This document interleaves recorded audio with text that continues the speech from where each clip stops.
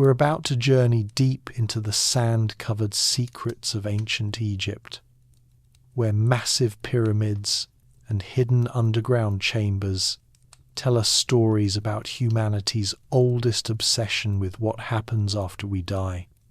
This isn't just about dusty old tombs and mummies wrapped in cloth. This is about how an entire civilization spent thousands of years, countless fortunes, and the labor of millions building the most elaborate eternal homes the world has ever seen. All because they believed death wasn't an ending, but just the beginning of an even more important journey. Before we go back in time together, if you're enjoying settling in for the night with a bit of Egyptian history, consider hitting subscribe. And I'm curious, where in the world are you listening from right now? And what time is it there? Drop it in the comments. I love seeing how far these stories travel. So here's a question that might seem simple at first, but wait until you hear the answer. Why did the ancient Egyptians build such massive, complicated tombs when they could have just buried their dead in simple graves like most other ancient cultures? The answer is going to take us on a journey that spans over 3,000 years. And it's way more fascinating than you might think. See, the Egyptians didn't just believe in life after death. They had this incredibly detailed, complex understanding of what happened to you when you died, and your tomb wasn't just a grave. It was literally your home for eternity, and it needed to be equipped with everything you'd need for a journey that would last forever. Let me paint you a picture of what the ancient Egyptians believed happened when someone died. Imagine you're an Egyptian nobleman and you've just taken your last breath. According to Egyptian belief, you don't just disappear. Instead, you've got multiple parts of your being that all need to survive. There's your physical body, which absolutely must be preserved because without it, you're in serious trouble in the afterlife. Then there's your ka, which is kind of like your life force or your spiritual double. Your ba is something like your personality or soul, often shown in art as a bird with a human head. And then there's your akh, which is what you become if you successfully make it through all the challenges of the afterlife. You've also got your name, your shadow, and your heart, which the Egyptians believed was the center of your intelligence and emotion, not your brain. Now, for all these parts of you to survive and eventually reunite in the afterlife, your body needed to be preserved through mummification, and you needed a tomb that could protect that body forever. But it wasn't just about protection. Your tomb needed to be stocked with food, drink, furniture, clothes, jewelry, tools, weapons, and basically anything you might need in the afterlife. And here's where it gets really interesting. The Egyptians believed that images and words had actual power.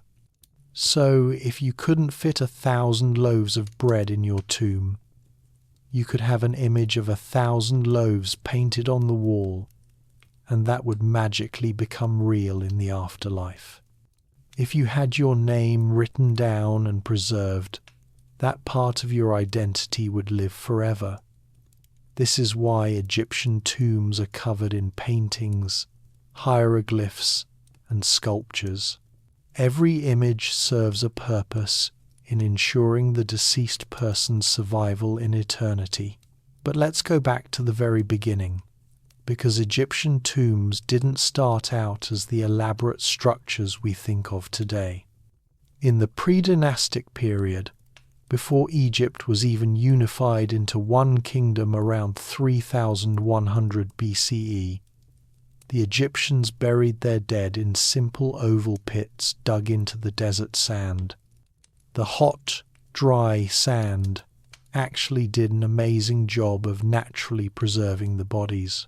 You'd wrap the deceased in a mat or animal skin, place them in the pit with a few possessions like pottery jars, maybe some beads or tools, and cover them with sand. The arid conditions would dehydrate the body quickly, creating a natural mummy.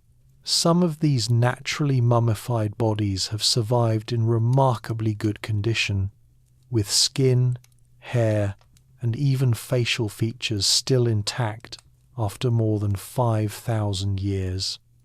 But as Egyptian society became more complex and social hierarchies developed, the elite wanted something more impressive than a simple pit. This is when we start seeing the development of the mastaba. Now, mastaba is actually an Arabic word meaning bench, and that's exactly what these early tombs looked like from the outside.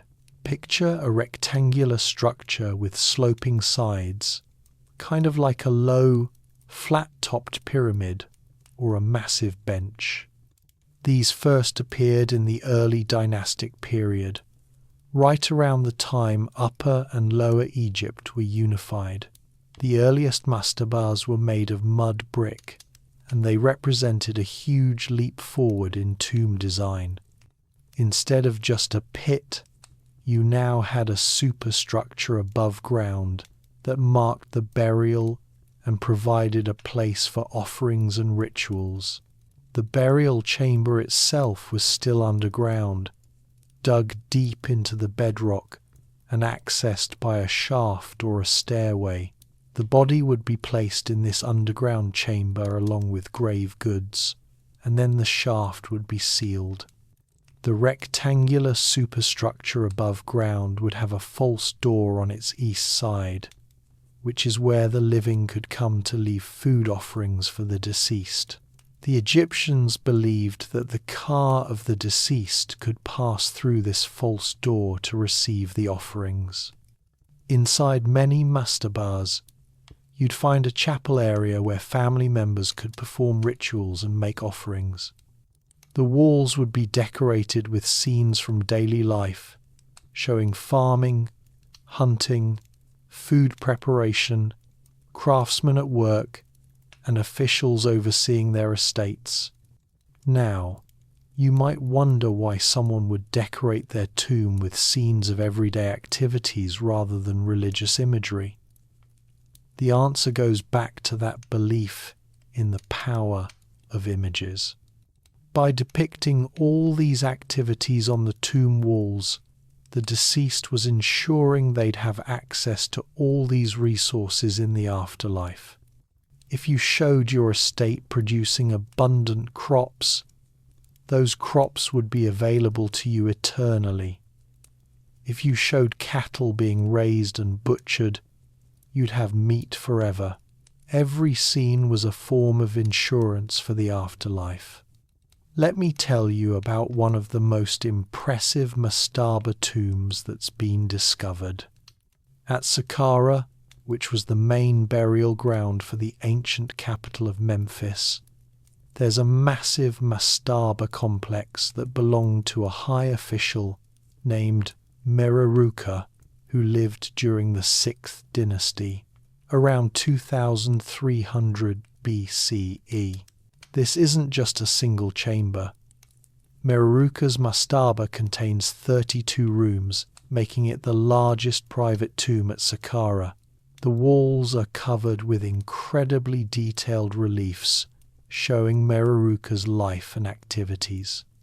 You see him hunting hippos in the marshes, watching craftsmen create beautiful objects, receiving offerings, and playing a board game called Senet with his wife. There are also 6 rooms dedicated to his wife Watet Kethor and 5 rooms for their son Mereteti. The whole complex is like a frozen snapshot of elite Egyptian life from over 4,000 years ago. But mastabas, impressive as they were still vulnerable. Tomb robbers could break in relatively easily, and the structures themselves could deteriorate over time. Royal burials needed something even more secure and impressive.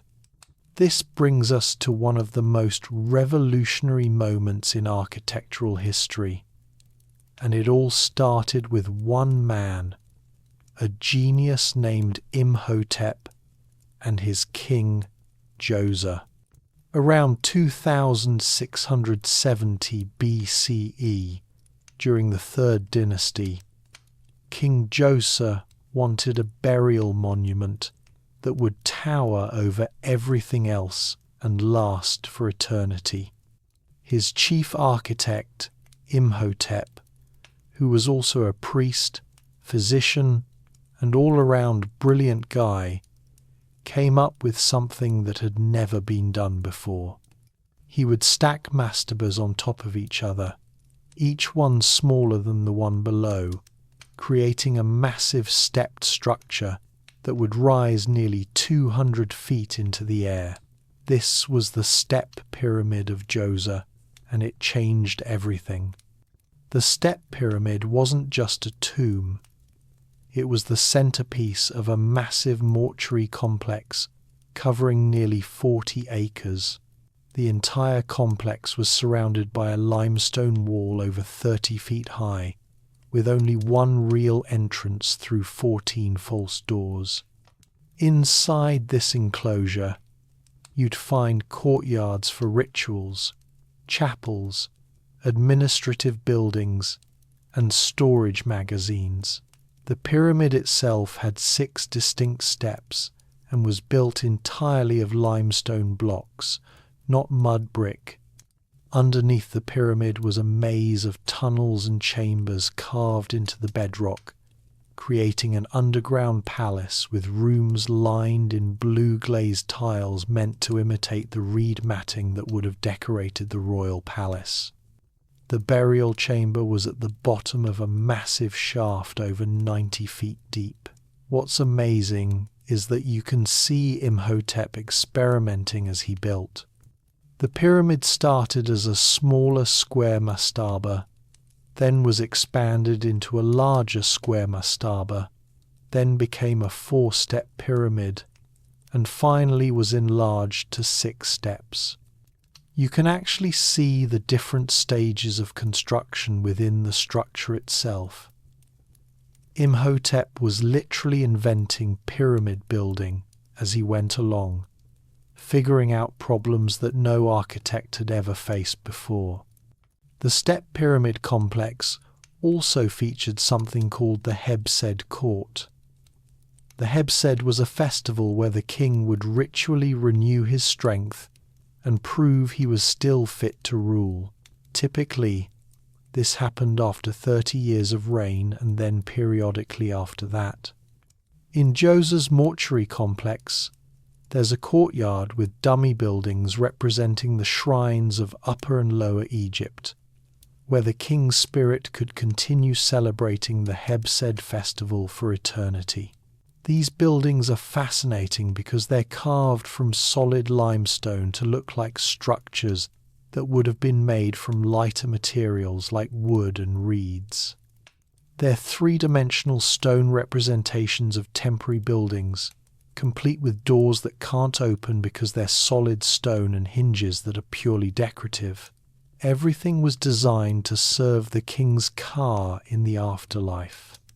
Imhotep's achievement was so impressive that he was remembered for thousands of years.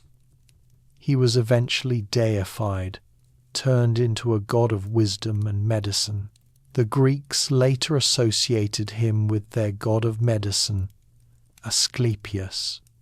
When you consider that this was built over 4,600 years ago, before any other massive stone structure anywhere in the world, Imhotep's genius becomes even more apparent. He essentially invented monumental stone architecture. After the step pyramid, Egyptian architects kept pushing boundaries.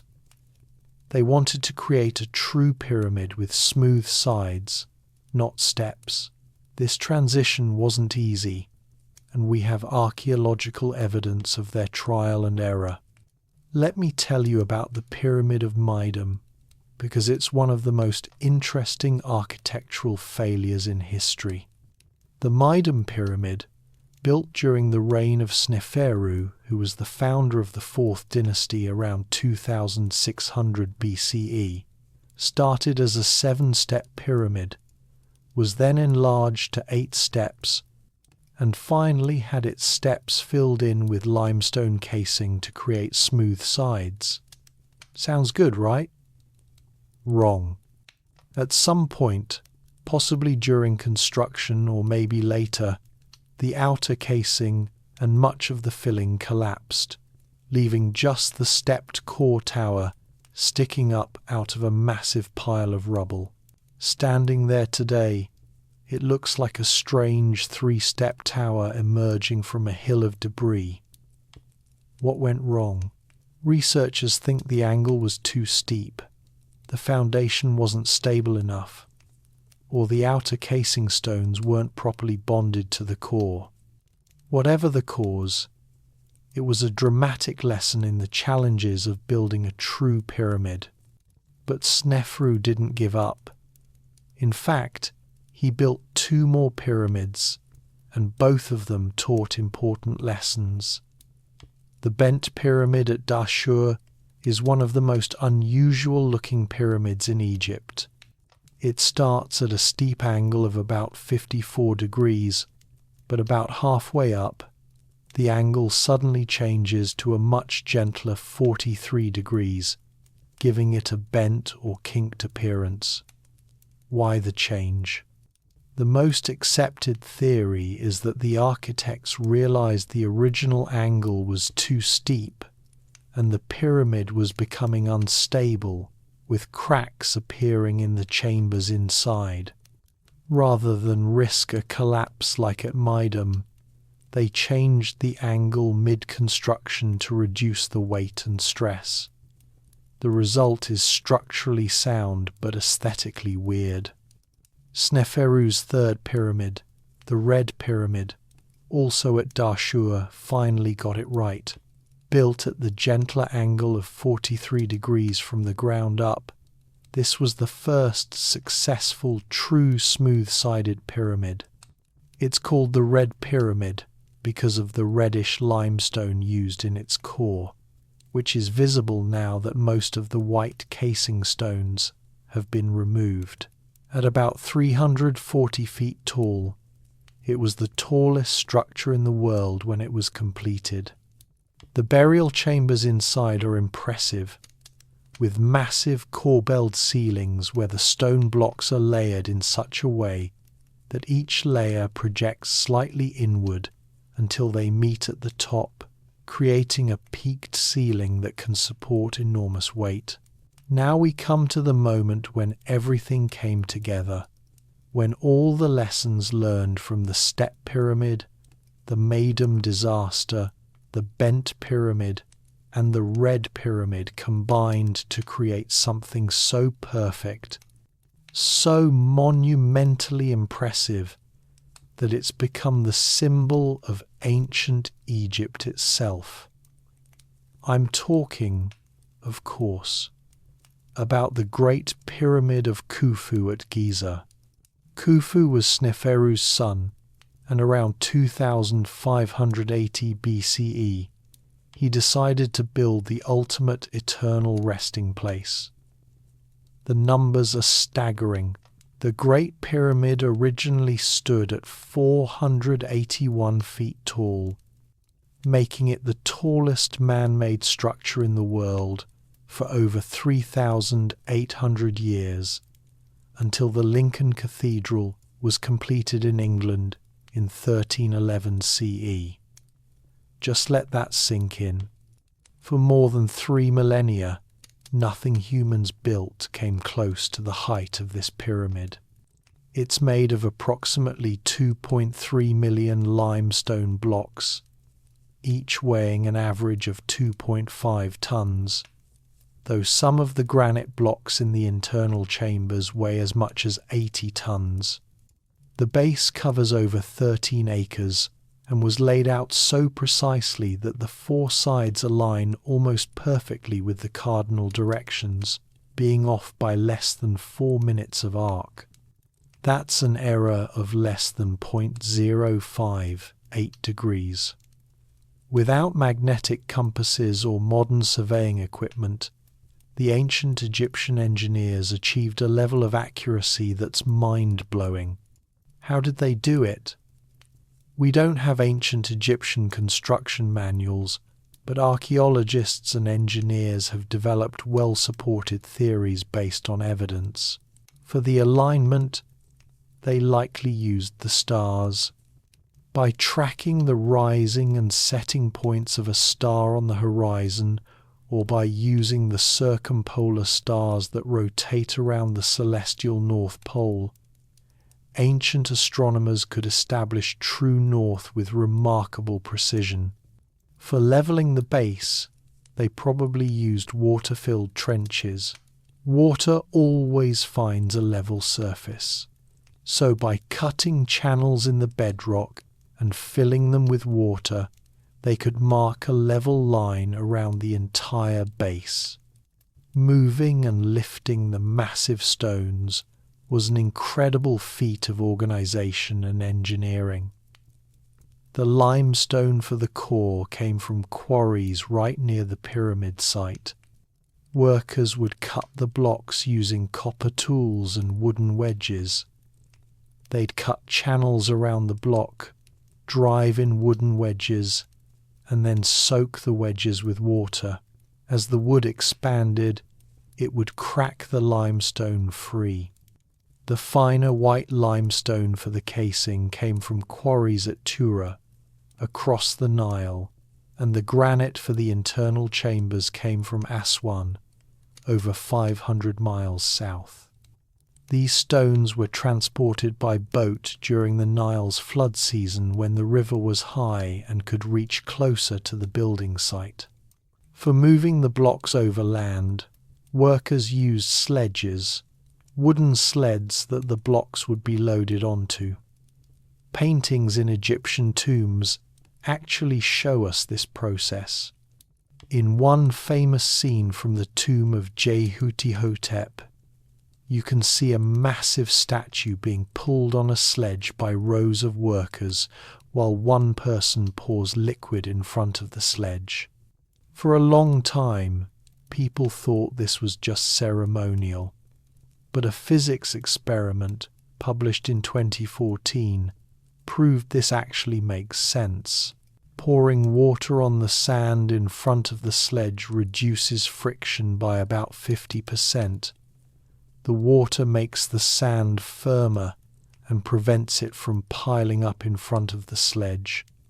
So with the right amount of dampness, a team of workers could move blocks that would be nearly impossible to budge over dry sand. But how did they lift blocks weighing several tons to heights of over 400 feet? The most widely accepted theory involves ramps. Not one simple straight ramp, which would have to be over a mile long to reach the top at a gradual enough slope, but either a spiral ramp that wound around the pyramid as it rose, or a combination of straight ramps that were reconfigured as the pyramid grew taller. Evidence of ramp systems has been found at other pyramid sites. There's also a theory involving an internal ramp that spiraled up inside the pyramid's core, which would explain why we haven't found extensive evidence of external ramps at Giza. The truth is, they might have used different systems at different stages of construction. The workforce itself is another fascinating topic. For a long time, popular culture portrayed the pyramids being built by slaves labouring under the whip. This makes for dramatic movies, but it's not supported by evidence. Archaeologists have found the workers' cemetery near the pyramids, and the way these people were buried shows they were valued laborers, not slaves. Their tombs contain evidence of medical care, including healed broken bones that were set properly, something you wouldn't provide to disposable slave labor. Graffiti left by work gangs in the pyramid's internal chambers includes names like Friends of Khufu and Drunkards of Menkaure, suggesting a sense of team identity and pride in their work. Recent estimates suggest a core crew of around 20,000 to 30,000 workers who labored year-round, supplemented by a much larger temporary workforce during the Nile's flood season when farmers couldn't work their fields and were available for national projects. These workers were paid in food and beer, and the logistics of feeding this workforce were staggering. Archaeologists have found enormous bakeries and breweries near the pyramids. Feeding 20 to 30,000 workers daily would require tons of bread, vegetables, fish, and meat, plus thousands of gallons of beer, which was a dietary staple in ancient Egypt. The internal structure of the Great Pyramid is as impressive as its exterior. You enter through an opening on the north side. The original entrance was higher up, but most visitors today use a forced entrance created by treasure hunters in the 9th century. You travel down a descending passage that goes deep into the bedrock to an unfinished subterranean chamber. About 90 feet from the entrance, an ascending passage branches off, climbing up at a steep angle into the heart of the pyramid. This passage is only about 3.5 feet high, so you have to crouch or crawl. It leads to the Grand Gallery, and when you emerge into this space, it's breathtaking. The Grand Gallery is 26 feet tall and over 150 feet long, with a corbelled ceiling where each level of stones projects slightly inward, creating a soaring passage unlike anything else in the pyramid. The walls are so smooth and precisely fitted that you can barely slip a piece of paper between the blocks. At the top of the Grand Gallery, you reach the king's chamber, the likely burial place of Khufu himself. This room is entirely lined with massive blocks of red granite from Aswan, fitted together with such precision that the joints are nearly invisible. The chamber is 34 feet long, 17 feet wide, and 19 feet high. Inside the king's chamber sits a massive granite sarcophagus, empty now and forever, empty as far as we know, because when the pyramid was first opened in recorded history, the sarcophagus was already open and the burial chamber was already looted. The sarcophagus is larger than the doorway to the chamber, which means it must have been placed there during construction. It was never meant to be removed. Above the king's chamber are 5 relieving chambers, spaces designed to distribute the enormous weight of the pyramid away from the burial chamber's ceiling. The topmost relieving chamber has a pointed roof of massive limestone blocks. These chambers were completely sealed and weren't discovered until the 19th century, when an Egyptologist named Howard Weiss blasted his way up to them with gunpowder. In these chambers, he found quarry marks and graffiti left by the work gangs, including cartouches with Khufu's name, providing strong evidence that Khufu was indeed the pyramid's builder. The king's chamber also features narrow shafts that angle upward through the pyramid to the outside. For years, Egyptologists thought these were air shafts, but that doesn't make sense for a sealed tomb. More recent thinking suggests they were channels for the king's Ba or Ka to travel to the stars. The ancient Egyptians associated the afterlife with the stars, particularly the constellation Orion, which they connected with Osiris, god of the dead, and the stars around the north celestial pole, which never set and thus represented eternity. Below the Grand Gallery is another passage leading to the Queen's Chamber, though this name is a misnomer from medieval Arab explorers. It was never meant for a queen. This chamber is smaller, unfinished in some ways, and has a pointed ceiling. It also has shafts like the King's Chamber, though these don't penetrate all the way through the pyramid. In the 1990s and 2000s, robotic cameras were sent up these shafts, discovering mysterious stone blocks with copper fittings blocking the shafts. What's beyond them remains unknown, and they represent one of the Great Pyramid's enduring mysteries. The Great Pyramid was surrounded by smaller pyramids for Khufu's queens. Several large boat pits containing full-size ships buried in pieces, and an extensive mortuary complex. On the east side of the pyramid was a mortuary temple where rituals for the deceased king would be performed. A long causeway connected this temple to a valley temple down near the Nile, where the king's body would have first arrived by boat.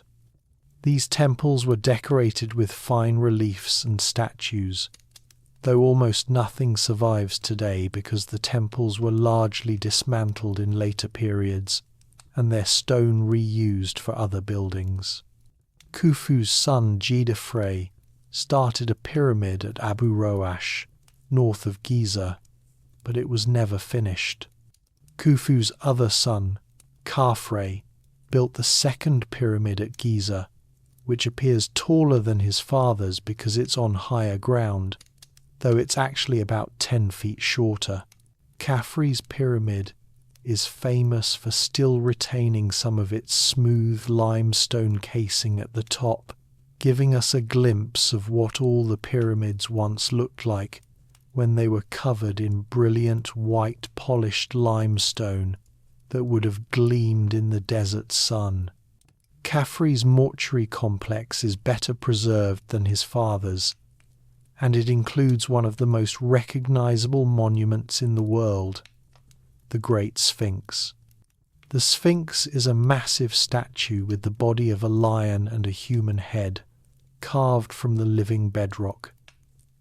It's about 240 feet long and 66 feet high. The head likely represents Khafre himself, though some researchers have suggested it might be Khufu or even an earlier king. The Sphinx faces east, watching the sun rise, and sits in a hollow created by the quarrying of blocks for the pyramids. Over the millennia, it has been repeatedly buried by sand and re-excavated. Between its paws is a granite stela placed there by Pharaoh Thutmose IV over 1,000 years after the Sphinx was carved. The stela tells a story of how Thutmose fell asleep in the shadow of the Sphinx while hunting, and dreamed that the Sphinx spoke to him, promising him the throne if he would clear away the sand that was burying it. Thutmose did so and became pharaoh, or so the inscription claims. The third pyramid at Giza was built by Menkaure, Khafre's successor. It's much smaller than the other two, standing only about 215 feet tall, but it's notable for the extensive use of granite in its lower courses and in its internal chambers.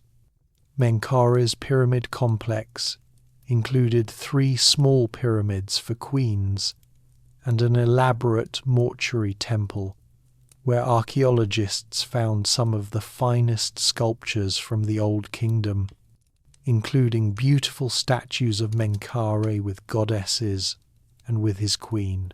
But the age of the Great Pyramids was short-lived. After the 4th dynasty, pyramids continued to be built, but they were smaller and not as well constructed. The 5th and 6th dynasty pyramids look like piles of rubble today because they were built with a core of smaller, roughly fitted stones and sand, held together by a limestone casing. When the casing was removed in later periods, the core just collapsed. However, these later pyramids gave us something the Great Pyramids never did: written words inside the burial chambers. The Pyramid of Unas, last king of the 5th dynasty around 2300 BCE, looks unremarkable from the outside, but inside, the walls of the burial chamber and antechamber are covered with vertical columns of hieroglyphs carved into the limestone and filled with blue pigment. These are the pyramid texts, the oldest religious texts in the world. They're a collection of spells, prayers, and incantations designed to help the king's soul navigate the dangers of the afterlife and achieve eternal life among the gods. Let me read you just a small excerpt to give you a flavour of these texts. The sky is overcast. The stars are beclouded. The boughs are astir. The bones of the earth god tremble. The planets stand still, for they have seen the king appearing in power as a god who lives on his fathers and feeds on his mothers. The king is a master of wisdom, whose mother knows not his name. These texts are weird, beautiful, sometimes violent, and always fascinating. They describe the king ascending to the sky, becoming a star, joining the sun god Ra in his daily journey across the heavens, and being judged worthy by the gods. Some spells are about protecting the body from decay and dangerous creatures. Others describe the king's transformation and rebirth. The pyramid texts appear in several later pyramids with variations, and they're the earliest version of a tradition that continued for thousands of years, eventually evolving into the coffin texts of the Middle Kingdom and the famous Book of the Dead in the New Kingdom. The end of the Old Kingdom, around 2180 BCE, brought political collapse, civil war, and the fragmentation of Egypt into competing power centres. This period, called the First Intermediate Period, was a time of chaos, and pyramid building stopped. But when Egypt was reunified under the 11th dynasty, at the start of the Middle Kingdom around 2050 BCE, burial practices changed significantly. Middle Kingdom pharaohs didn't build great pyramids like their Old Kingdom predecessors. They built smaller pyramids with mud brick cores, but more importantly, they shifted where they built them. Instead of Giza and Saqqara near Memphis, they chose sites further south, like Dashur, Lisht, and Hawara. But the most innovative tomb of this period wasn't a pyramid at all.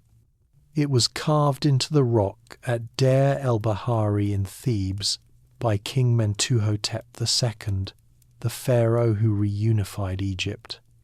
Mentuhotep's mortuary complex is unlike anything built before. The temple is built against the towering cliffs of Deir el-Bahari on the west bank of the Nile at Thebes, modern-day Luxor. It rises in terraces with colonnaded porticos on each level, leading to a sanctuary cut deep into the cliff.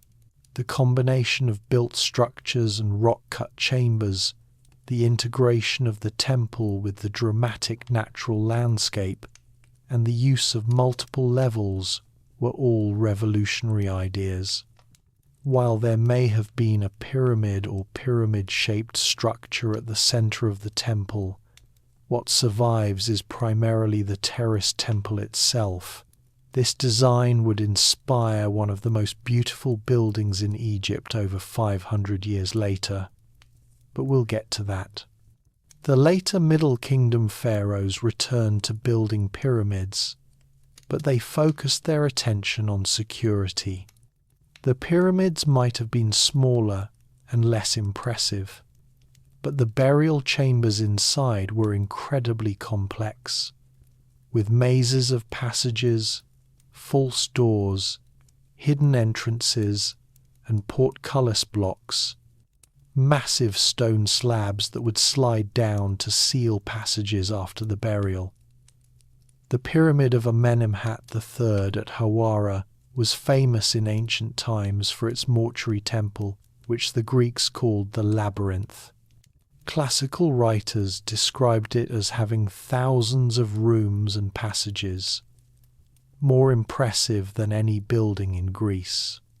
Sadly, almost nothing of this structure survives today, as it was quarried for stone in later periods.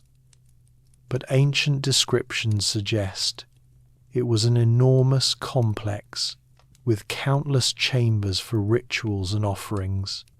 Despite all these security measures, Middle Kingdom pyramids were robbed just like Old Kingdom pyramids.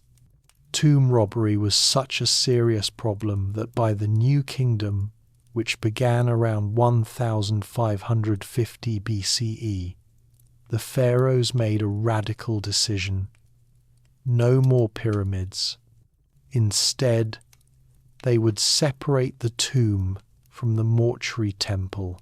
The temples would be on the east bank of the Nile or on the desert edge of the west bank, visible and accessible for rituals. But the tombs themselves would be hidden in a remote desert valley, cut deep into the rock, with small hidden entrances that could be concealed after the burial. This place was called the Valley of the Kings. The Valley of the Kings is one of the most famous archaeological sites in the world, a desolate, barren valley surrounded by pyramid-shaped mountains located on the west bank of the Nile across from ancient Thebes. Over a period of about 500 years, from the 18th dynasty through the 20th dynasty, more than 60 tombs were cut into the rock here for pharaohs and powerful nobles. These aren't the massive stone monuments of the Pyramid Age. These are hidden tunnels descending deep into the bedrock, with chambers decorated with some of the most beautiful art ever created. The typical Valley of the King's tomb follows a pattern. You start with a small entrance, often just a doorway cut into the rock, sometimes at ground level, sometimes partway up a cliff. This entrance was meant to be hidden, covered with rubble and plaster after the burial. From the entrance, a corridor descends at an angle, often with steps. This first corridor is usually decorated with texts and images from funerary books like the Book of the Gates or the Litany of Ra. You might encounter a well shaft, a deep pit cut into the floor. These served two purposes: to catch rainwater that might otherwise flood the tomb, and to trap tomb robbers who wouldn't expect a sudden drop in the floor. Beyond the well, the corridor continues, sometimes turning at right angles, descending deeper into the rock. Eventually, you reach an antechamber, and beyond that, the burial chamber. This is the heart of the tomb, where the pharaoh's sarcophagus would rest. The burial chamber is usually the largest and most elaborately decorated room. The walls and ceiling are covered with scenes and texts from the afterlife books. You might see the journey of the sun god Ra through the 12 hours of the night depicted in the Book of Gates, or the opening of the mouth ceremony, a ritual that would reanimate the deceased, or the weighing of the heart ceremony from the Book of the Dead, where the deceased's heart is weighed against the feather of Ma'at, goddess of truth and justice. If your heart is lighter than the feather, meaning you lived a just life, you pass into paradise. If your heart is heavy with sin, it's devoured by Amit, a demon who is part crocodile, part lion, part hippo, and you cease to exist. The ceilings of burial chambers often show astronomical scenes. You see the sky goddess Nut stretched across the ceiling, swallowing the sun each evening and giving birth to it each morning, representing the cycle of death and rebirth. You see constellations, star clocks that help tell time at night, and the Decan stars that the Egyptians used to track the passage of the year. Off the burial chamber, there are often side rooms called annexes, where the pharaoh's treasures and supplies for the afterlife would be stored.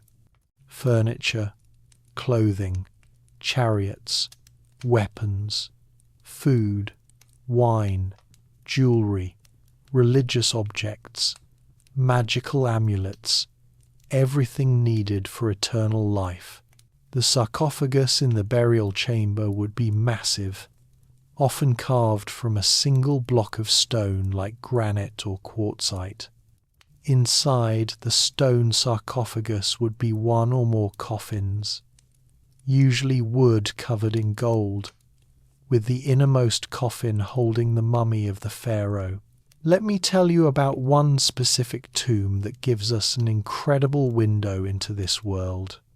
It's not the biggest or most important tomb, but it's the most famous because it's the only one discovered almost intact.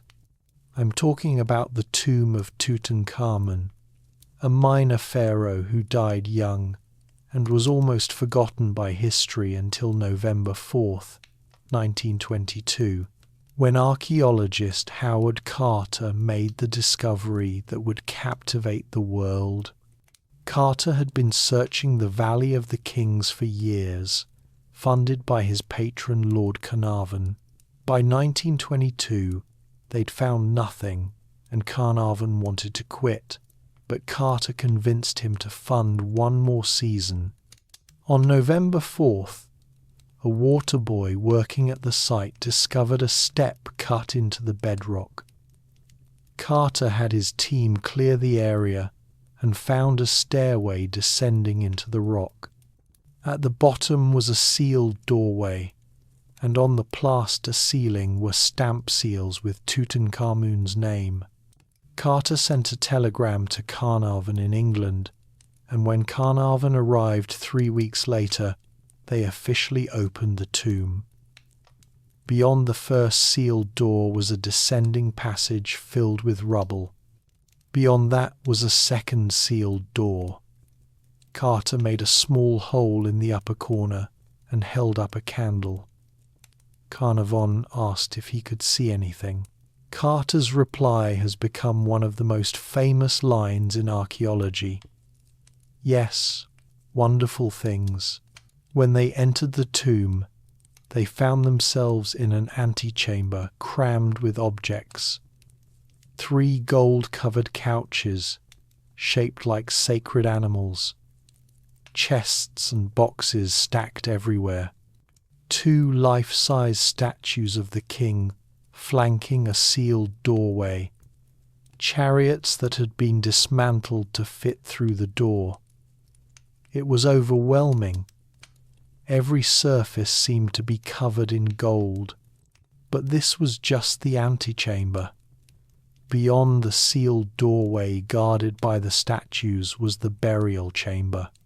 When they opened the burial chamber, they found it almost entirely filled with a massive shrine made of gilded wood. Inside that shrine was another shrine. Inside that was another and another. 4 shrines in total, nested like Russian dolls. Each one had to be carefully dismantled to reach the one inside. Finally, inside the innermost shrine was a massive quartzite sarcophagus. Inside the sarcophagus was a coffin of gilded wood. Inside that was another gold-covered coffin. And inside that was a third coffin, this one made of solid gold weighing over 240 pounds.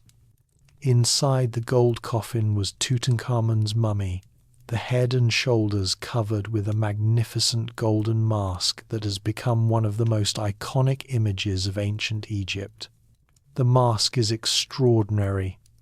It's made of over 20 pounds of solid gold, with inlays of lapis lazuli, carnelian, turquoise, and coloured glass. The king's face is serene, idealized, eternally youthful. He wears the royal Nemes headdress with the vulture and cobra, symbols of Upper and Lower Egypt, on his forehead. The eyes are outlined in lapis lazuli, giving them a startling, lifelike quality. On the back and shoulders are inscriptions from the Book of the Dead, spells to protect and guide the young king. But the mask was just the beginning.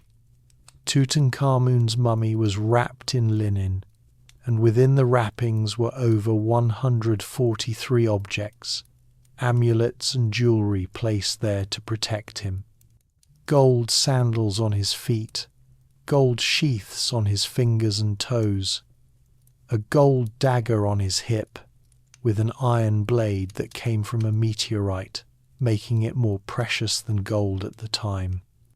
Amulets in the shape of sacred symbols, the D-jade pillar representing stability, the Tiet knot representing the blood of Isis, protective images of gods and goddesses, all made of gold, semi-precious stones, and faience. When they examined the mummy itself, they found a young man who died around age 18 or 19. He had a slightly elongated skull, which is normal for the royal family of that period, who practiced skull binding or may have had a genetic trait. He had a club foot and a cleft palate. Analysis has revealed he suffered from malaria and a bone disease, and the most likely cause of death was complications from a broken leg that became infected. He was a physically fragile young man who came to the throne as a child during a tumultuous time and died before he could make much of a mark on history. And yet, this minor king's tomb contained over 5,000 objects. There were 4 coffins in the sarcophagus, 6 chariots, 513 model servant figures called shaptis that would magically come to life and do work for the king in the afterlife.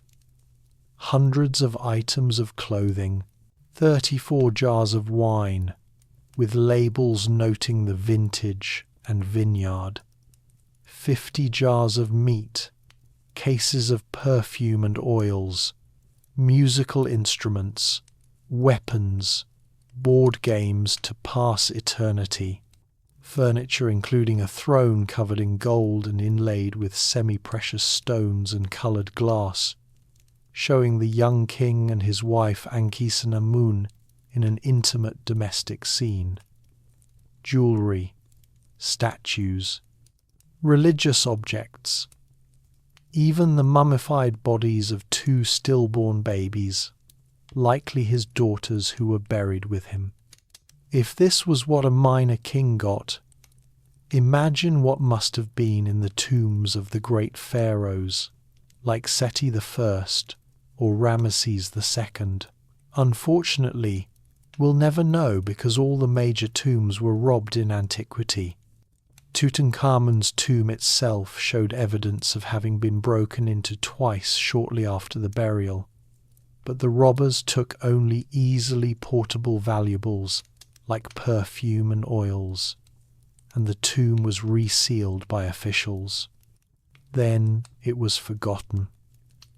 The entrance was covered when later workers building the tomb of Ramesses VI dumped rubble directly on top of it, inadvertently hiding it for over 3,000 years.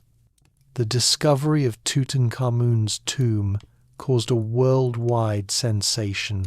This was 1922, an era when newspapers and radio were bringing the world closer together, and people around the globe followed the excavation with fascination. The incredible treasures, the mysterious young king, the romance of archaeological discovery, it all captured imaginations. There were also whispers of a curse when Lord Carnarvon died from an infected mosquito bite just a few months after the tomb was opened.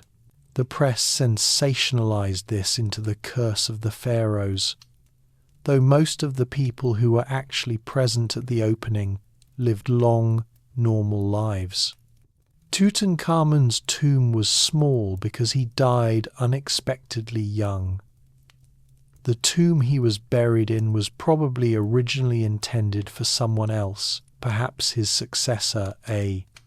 The great royal tombs in the Valley of the Kings were much larger and took years to excavate. Let me tell you about the tomb of Seti I, which is often considered the most beautiful in the valley. Seti I was the father of Ramesses II and ruled in the 19th dynasty around 1290 BCE. His tomb, known as KV-17, is the longest tomb in the Valley of the Kings, stretching over 440 feet into the mountain. The decoration is breathtaking. Every wall and ceiling in every chamber and corridor is covered with perfectly preserved painted reliefs. The colours are still vivid after more than 3,000 years. Blues, reds, yellows, greens, all created from natural mineral pigments.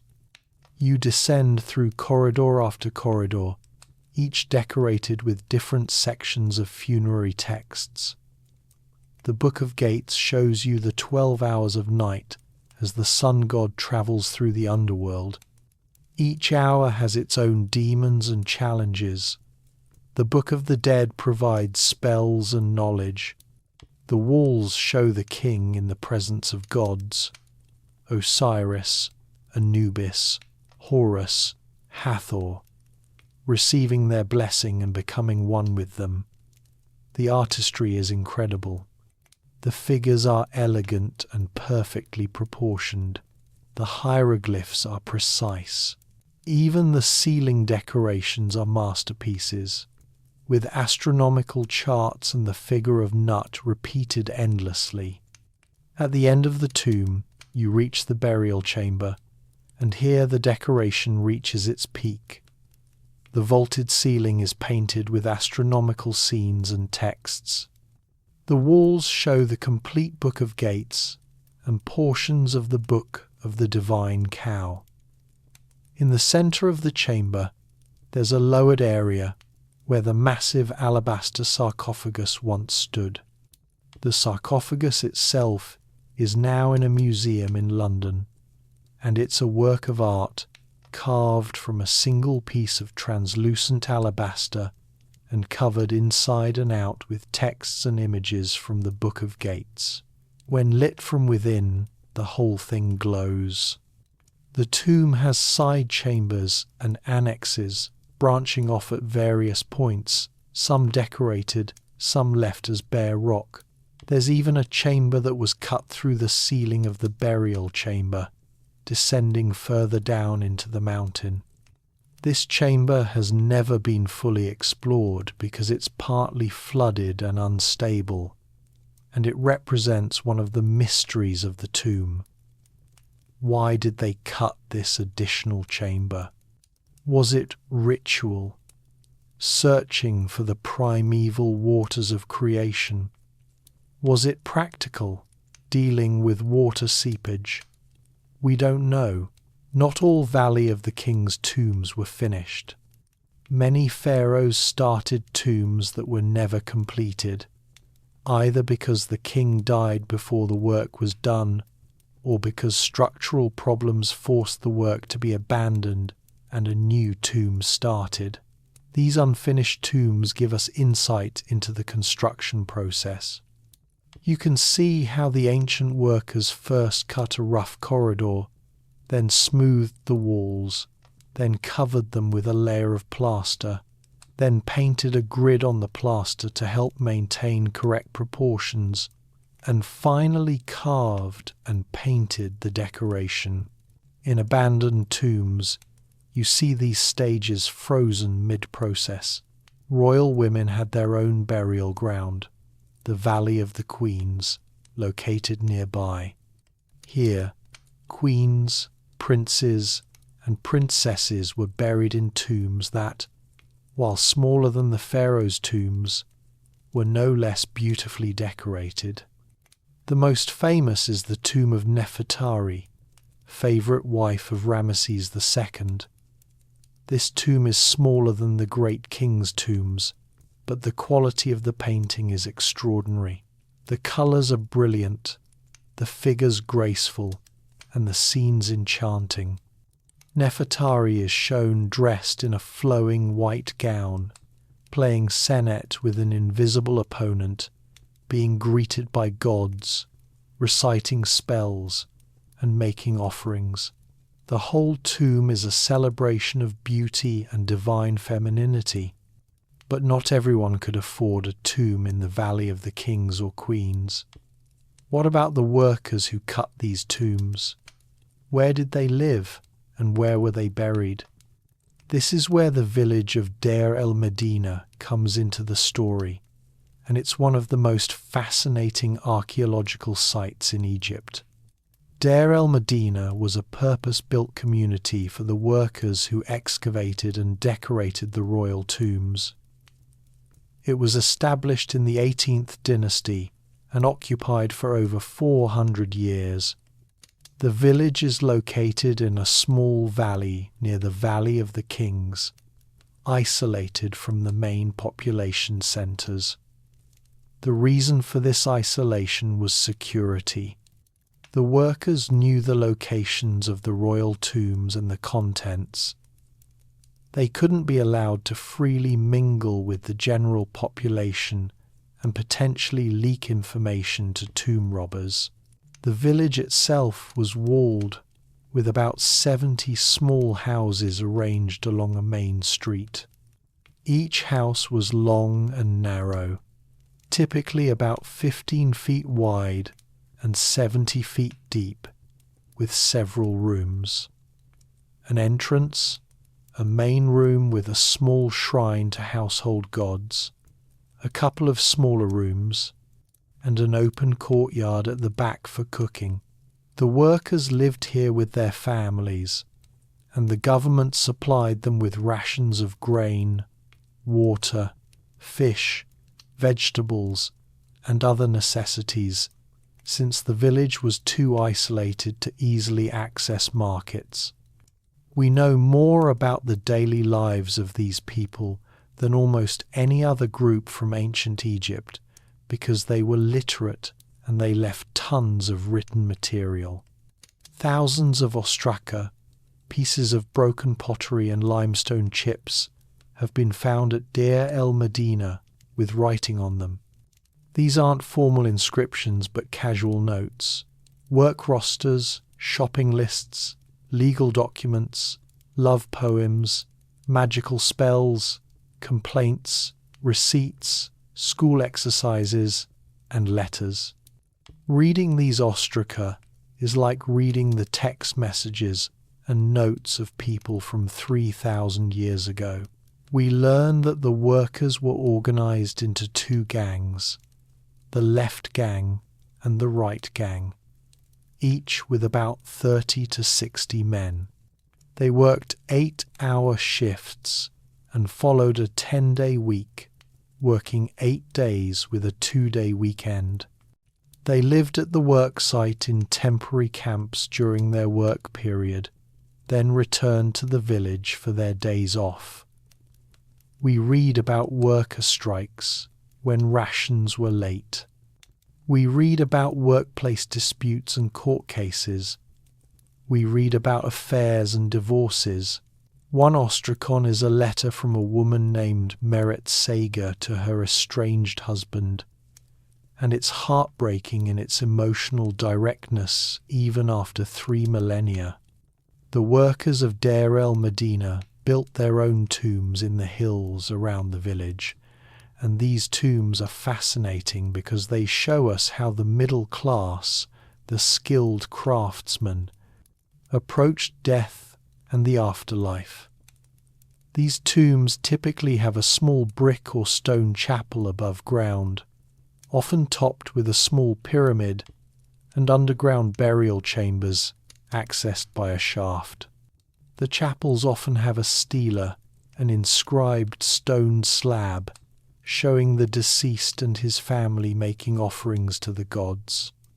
The burial chambers are decorated with painted scenes similar to those in the royal tombs, but adapted to the smaller space and different status. You see the deceased adoring the gods.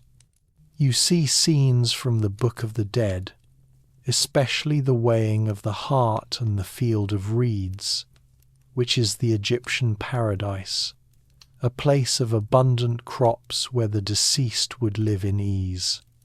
You see images of daily life, funerary meals, family members. The quality of the art varies. Some tombs have truly excellent painting by master craftsmen who clearly learned their skills working on royal tombs. Others are more crude, perhaps done by less skilled workers or family members. One of the most beautiful tombs at Deir el-Medina belonged to a worker named Sendedjem who lived during the 19th dynasty. His tomb was discovered intact in 1886 and contained the mummies and burial goods of Sendedjem, his wife, and several family members. The burial chamber is small but covered floor to ceiling with vibrant paintings on a bright yellow background.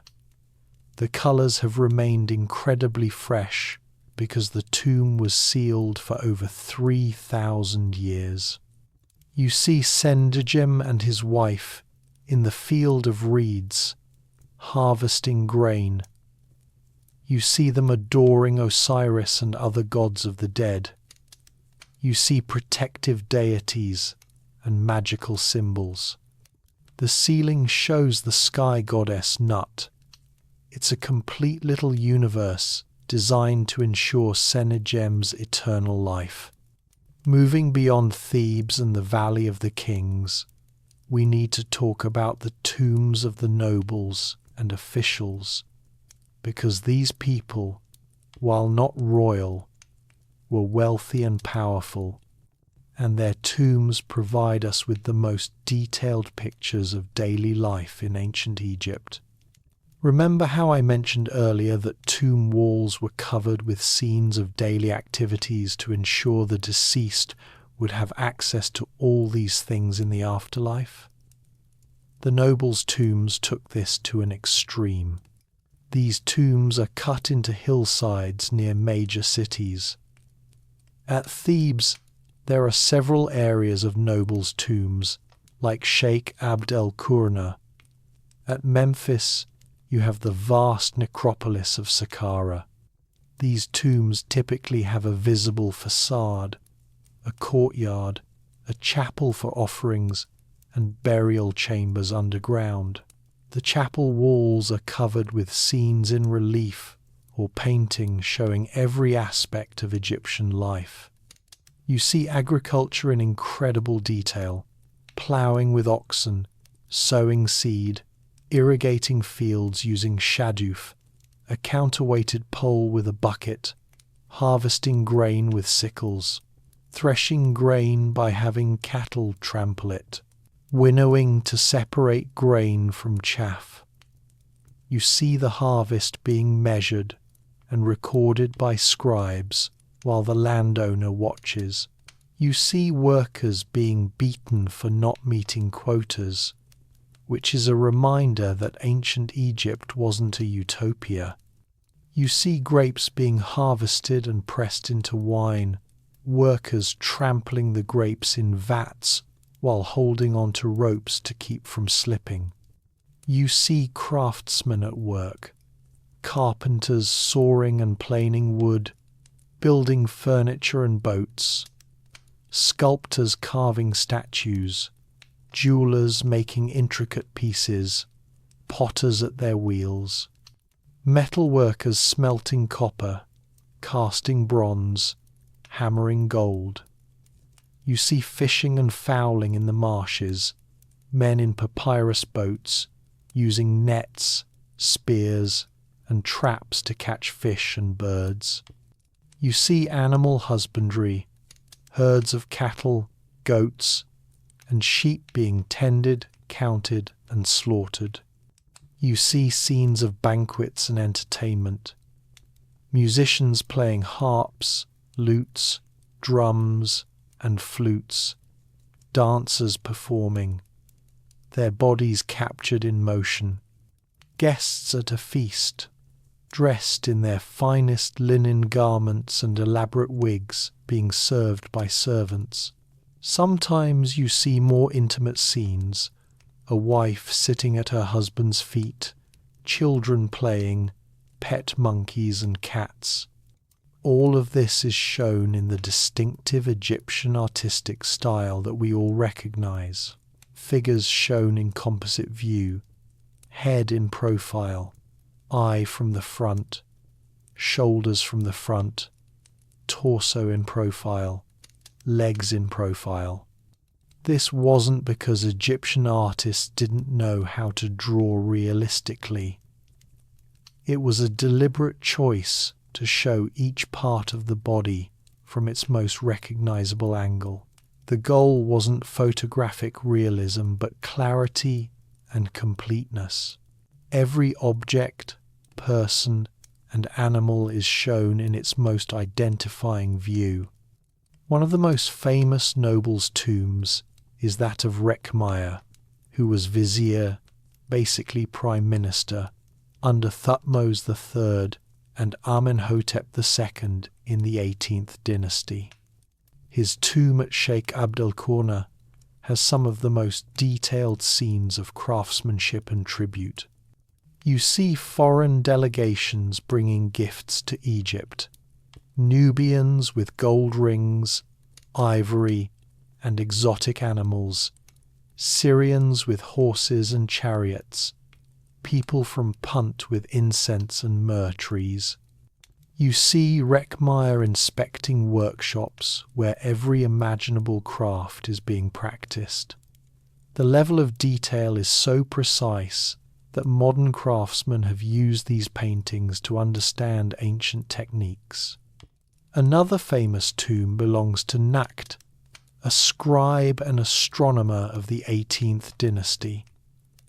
His tomb is smaller than Rekhmire's, but contains some of the most beautiful painting. There's a famous scene of a banquet with musicians, 3 young women playing harp, lute, and flute. The figures are graceful and delicate, their white linen dresses so fine they're nearly transparent. The scene has a lightness and elegance that makes it feel alive. These nobles' tombs also show us fashion, hairstyles, and beauty standards. Both men and women are usually shown in white linen garments, often pleated. White linen was expensive and required frequent washing, so it was a status symbol. Wealthy Egyptians wore elaborate wigs made of human hair or plant fibers, often with cones of perfumed fat on top that would slowly melt and release fragrance. They outlined their eyes with kohl, dark powder made from galena or soot, which had the practical benefit of reducing sun glare and the magical benefit of protecting against the evil eye. They wore jewelry, collars of beads, bracelets, rings, earrings, all shown in precise detail in tomb paintings. The tombs also show us religious festivals and processions. The beautiful Feast of the Valley was an annual festival where people would visit the tombs of their deceased family members, have a meal in the tomb chapel, and spend time with the dead. Images in tombs show these visits, with the living and the spirits of the dead sharing a meal. The Opet festival is shown in many tombs, a procession where the statues of the gods were carried from Karnak Temple to Luxor Temple. These scenes of festivals remind us that tombs weren't just sealed burial places. They were active sites where the living interacted with the dead through ritual and offerings. Let's talk about one more type of tomb that's unique and fascinating: the animal catacombs. The ancient Egyptians didn't just mummify people, they mummified millions upon millions of animals, and we found vast underground catacombs where these animal mummies were deposited as offerings to the gods. At Saqqara, there are catacombs for bulls, ibises, baboons, hawks, cats, and more. The most famous is the Serapeum, the burial place of the sacred Apis bulls. The Apis bull was a living bull chosen for specific markings and believed to be the earthly manifestation of the god Ptah. When an Apis bull died, it was mummified with all the care given to a pharaoh and buried in a massive stone sarcophagus. The Serapeum is a series of underground galleries cut into the rock, with side chambers each containing a sarcophagus. These sarcophagi are among the largest in Egypt, carved from single blocks of granite or basalt, weighing up to 80 tons. Some still have their lids, while others are open, the mummies having been destroyed or looted long ago. The galleries are dark, silent, and eerie. Walking through them, you pass chamber after chamber with these enormous sarcophagi, and you can't help but be awed by the effort that went into honouring these sacred animals. The Serapeum was used for over 1,000 years, from at least the 18th dynasty through the Ptolemaic period.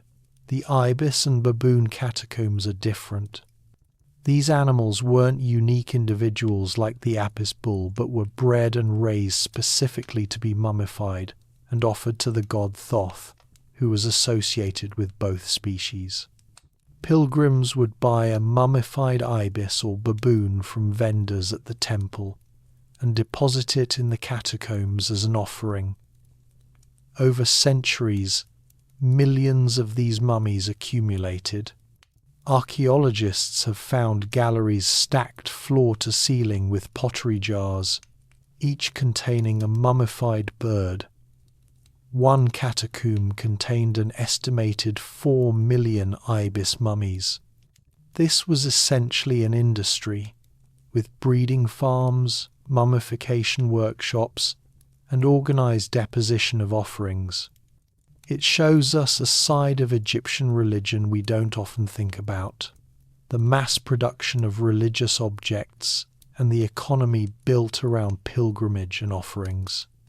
Now, we've talked about Old Kingdom pyramids, Middle Kingdom pyramids and tombs, New Kingdom rock-cut tombs, nobles' tombs, workers' tombs, and animal catacombs. But we haven't yet touched on the Ptolemaic and Roman periods, when Egypt was ruled first by Greek pharaohs descended from Ptolemy, one of Alexander the Great's generals, and then by Rome. How did funerary practices change under foreign rulers? The Ptolemaic kings adopted Egyptian traditions and presented themselves as traditional pharaohs, building temples in the Egyptian style and using hieroglyphs alongside Greek. But their tombs are mysterious. We don't actually know where most of the Ptolemaic kings, including the famous Cleopatra VII, were buried. There are theories about a royal tomb in Alexandria, but it's never been found. What we do have from this period are the tombs of wealthy Egyptians and Greeks living in Egypt, and these show a fascinating blend of cultures. At places like Alexandria, Kom el-Shokafa, and Tuna el-Gebel, we find tombs that mix Egyptian and Greek artistic styles. The catacomb of Kom el-Shokafa in Alexandria is a multi-level underground tomb complex with staircases, corridors, and chambers carved from the rock. The decoration blends Egyptian gods with Greek artistic styles. You see Anubis and Thoth, but they're wearing Roman military uniforms. You see serpents with composite Egyptian and Greek features. The main burial chamber has 3 large niches, each with a sarcophagus, and the style is neither purely Egyptian nor purely Greek, but something new. In the Fayum region, we find some of the most striking funerary art from the Roman period, the Fayum mummy portraits. These are realistic painted portraits done on wooden panels or linen shrouds inserted into the mummy wrappings at the head. The portraits show men, women, and children staring directly at you with large, expressive eyes. They're painted in the encaustic technique, using pigments mixed with hot wax, which has preserved the colours brilliantly. These portraits are startling because they're so different from traditional Egyptian art. They're realistic, individualized, showing specific features, hairstyles, jewelry, and clothing of the time. Each face feels like a real person, and in many cases we can match the portrait to the mummy and even do medical scans to see that the portrait is an accurate representation of the deceased's age, features, and health. These portraits tell us that even as Egypt became part of the Roman Empire, the old belief in the need to preserve the body persisted, but now combined with Greco-Roman artistic traditions. The mummies with these portraits were buried in family tombs, often simple chambers or shafts, nothing like the elaborate structures of earlier periods. The focus had shifted from monumental architecture to the preservation of individual identity through realistic portraiture. As Christianity spread through Egypt in the 1st centuries CE, traditional mummification and tomb building gradually declined. Christians believed in the resurrection of the body and the soul's journey to heaven or hell, which didn't require the same elaborate physical preparations.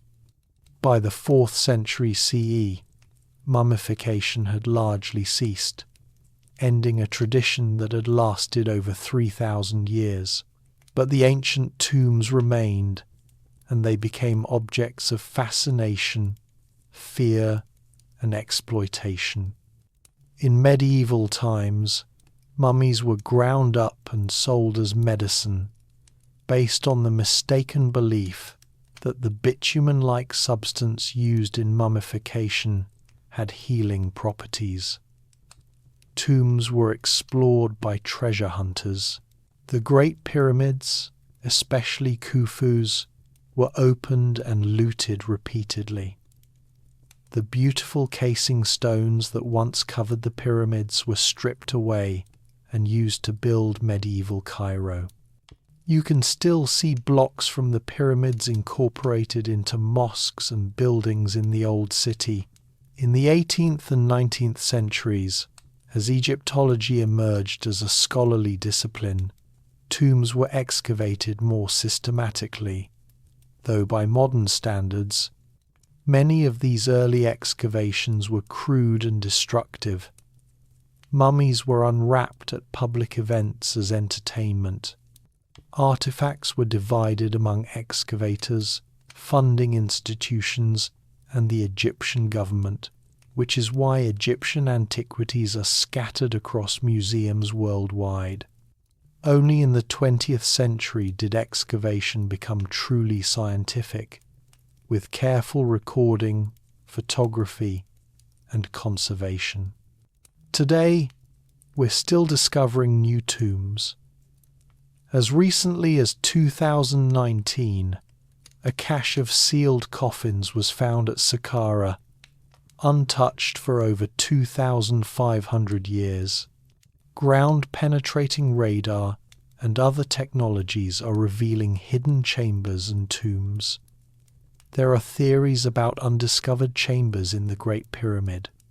The tomb of Alexander the Great, who died in Babylon but whose body was brought to Egypt and buried somewhere in or near Alexandria, has never been found and remains one of archaeology's great mysteries. Cleopatra's tomb is similarly lost. As we study these tombs with modern technology, we're learning things the ancient Egyptians never could have imagined we'd discover. CT scans of mummies reveal diseases, injuries, and causes of death. DNA analysis is mapping family relationships among the pharaohs.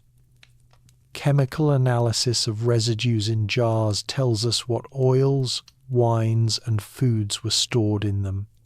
Three-dimensional scanning is creating digital models of tombs that can be studied without risking damage to the originals. Some tombs that are closed to the public to preserve them now have exact replicas that visitors can enter, like the replica of Tutankhamun's tomb and the replica of the tomb of Seti I. What these tombs ultimately tell us is something profound about being human. The Egyptians looked at death, the one absolute certainty of existence, and refused to accept it as an ending. They created an incredibly elaborate system of beliefs, practices, and monuments, all designed to cheat death, to extend existence beyond the physical end of life. They put their greatest resources, their finest craftsmanship, their deepest religious feelings into these structures. A pharaoh might live in a mud brick palace, but would spend decades building a stone tomb. The tomb was forever, the palace was just for this life, and there's something beautiful in that, even if we don't share their specific beliefs.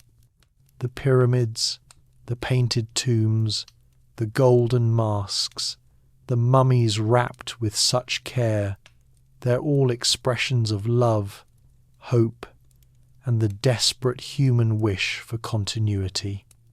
A father building a tomb for his son, a wife commissioning paintings showing her husband in paradise, a king ensuring his name will be remembered.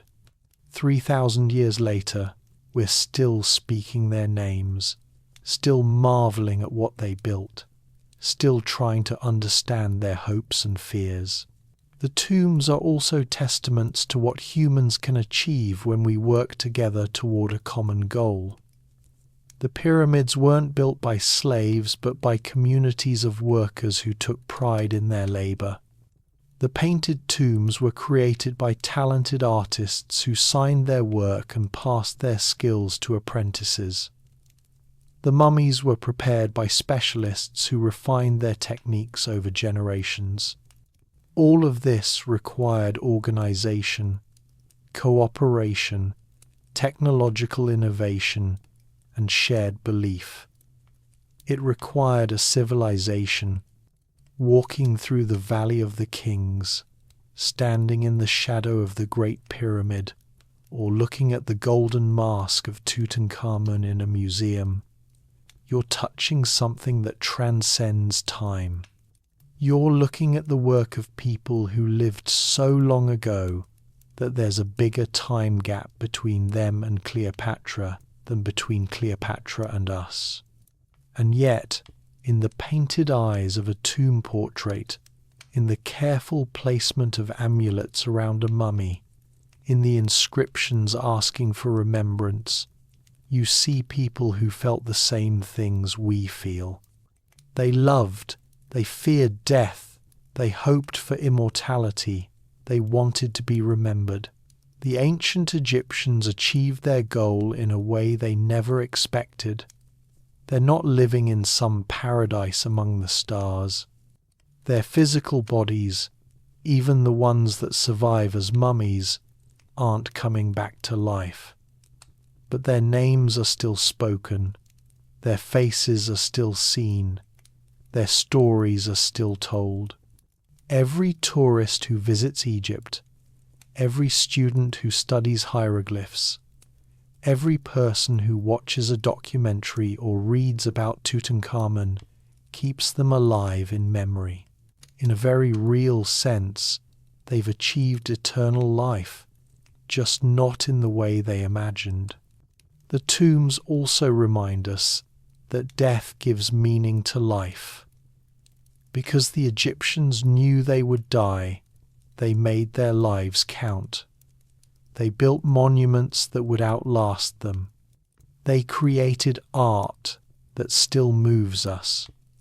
They recorded their beliefs, their daily activities, their loves and losses. If they had believed in literal immortality in their physical forms, would they have tried so hard?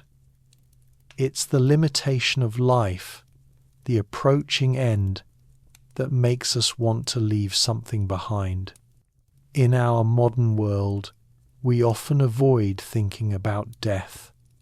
We sanitize it, hide it away, don't talk about it. The Egyptians put death at the center of their culture. They thought about it constantly, prepared for it elaborately, and in doing so, they created some of humanity's greatest achievements. There's a lesson there. Not that we should become obsessed with death, but that acknowledging our mortality, preparing for it, thinking about what we want to leave behind, can inspire us to create, to build, to make our brief time meaningful. The evolution of Egyptian tombs from simple pits to magnificent pyramids to hidden valley tombs also shows us how ideas develop over time. Each generation built on what came before, refined techniques, solved problems, and added innovations. The step pyramid couldn't have happened without the mastabas that came before. The Great Pyramid couldn't have been built without the lessons learned from the Step Pyramid, Maidum, and the Bent Pyramid.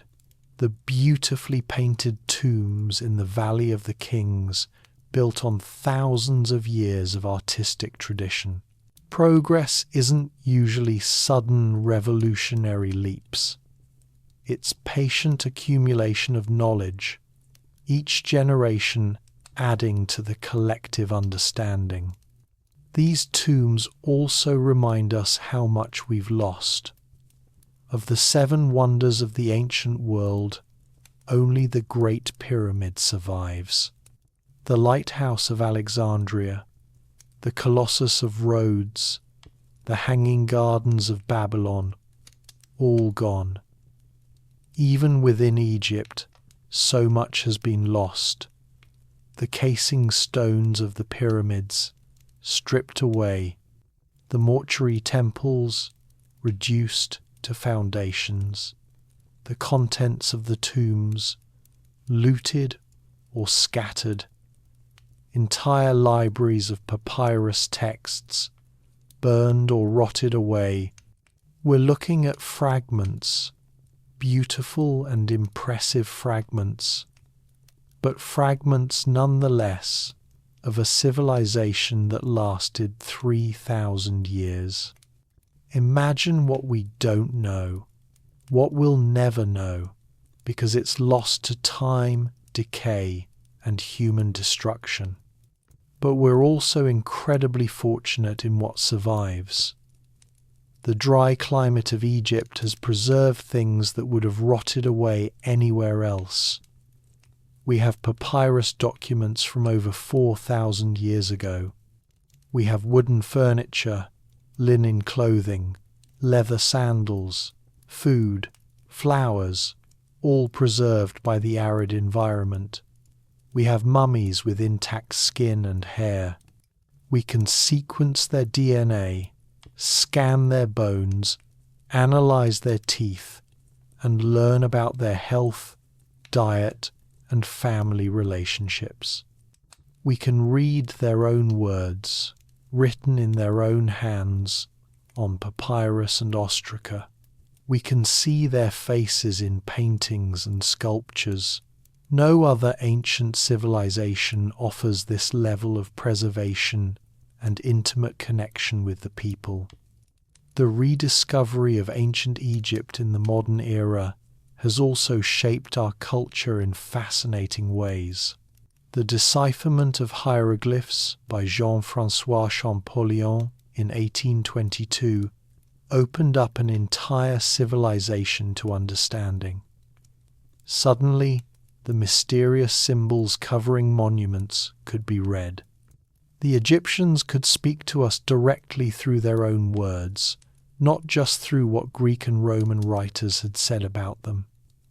This sparked an Egypt craze in the 19th century. Egyptian motifs appeared in architecture, furniture, jewelry, and art. Obelisks were transported to Paris, London, and New York. Museums competed to acquire the finest Egyptian collections. Tutankhamun's discovery in 1922 sparked another wave of Egyptomania. Art Deco embraced Egyptian motifs. Movies like The Mummy in 1932 created an entire genre. The idea of the mummy's curse became part of popular culture, even though it has no basis in actual Egyptian belief. This fascination continues today. Egypt is one of the most visited tourist destinations in the world. Blockbuster exhibitions of Egyptian art draw massive crowds. Books, documentaries, and movies about ancient Egypt remain perpetually popular. Why are we so fascinated? Part of it is the exoticism, a culture that seems alien with its animal-headed gods, its mysterious hieroglyphs, its elaborate death rituals. Part of it is the monumental scale, the sheer audacity of building pyramids that dominate the landscape. Part of it is the romance of discovery, the idea that treasures might still be hidden in the sand waiting to be found. Part of it is the human connection, looking at a mummy or a painted face and realizing this was a real person who lived, loved, and died thousands of years ago. But I think the deepest reason is that Egyptian tombs deal with the one thing every human being must face: death. The Egyptians confronted it directly, thought about it deeply, and created beautiful, elaborate responses to it. Looking at their tombs forces us to think about our own mortality, what we believe happens after death, what we want to leave behind, how we want to be remembered. These aren't comfortable questions, but they're important ones. Different cultures have answered these questions differently. The Egyptians built tombs and mummified bodies. The Greeks and Romans often cremated their dead and focused on glory and remembrance through deeds. Christians built churches and looked toward resurrection. Muslims focus on the Day of Judgment and Paradise. Buddhists and Hindus believe in reincarnation. Modern secular culture often struggles with death, having no clear shared framework for understanding it. But the questions remain the same. What happens when we die? Is there anything beyond? How do we make peace with our own impermanence? The Egyptian answer was to prepare meticulously, to preserve the body, to surround yourself with everything needed, to have your name and deeds recorded, to make offerings to the gods, and to follow the prescribed rituals.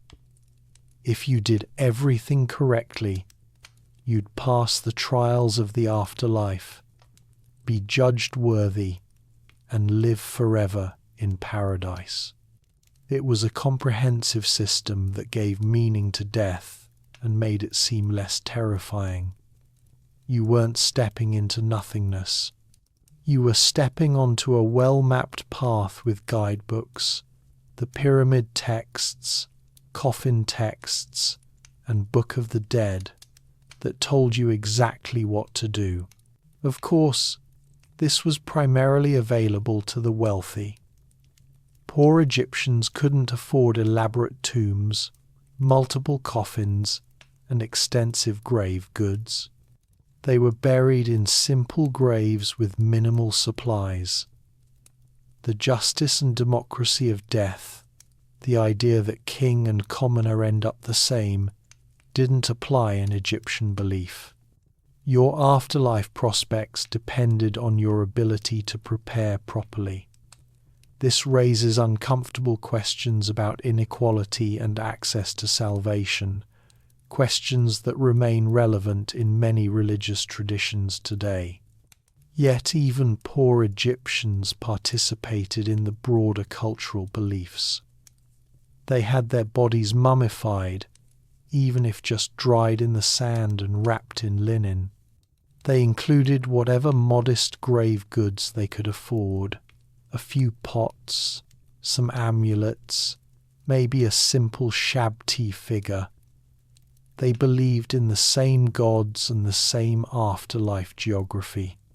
The system was accessible at different levels, from the king's massive tomb with thousands of objects to the worker's small pit grave with a few treasured possessions. The art in Egyptian tombs also tells us about their values. Notice what's depicted repeatedly: family, prosperity, order, beauty, abundance.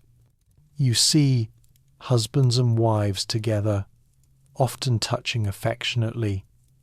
You see children, you see full storerooms, successful hunts, bountiful harvests. You see things being done correctly, with officials overseeing and scribes recording. Everything is orderly, prosperous, and successful. This is the idealized eternal life they wanted. You rarely see warfare in private tombs, though it appears in royal contexts. You don't see poverty, famine, disease, or failure. The tomb shows what the Egyptians valued and wanted to preserve forever. It's a culture that valued Ma'at, a concept that combines truth, justice, cosmic order, and balance.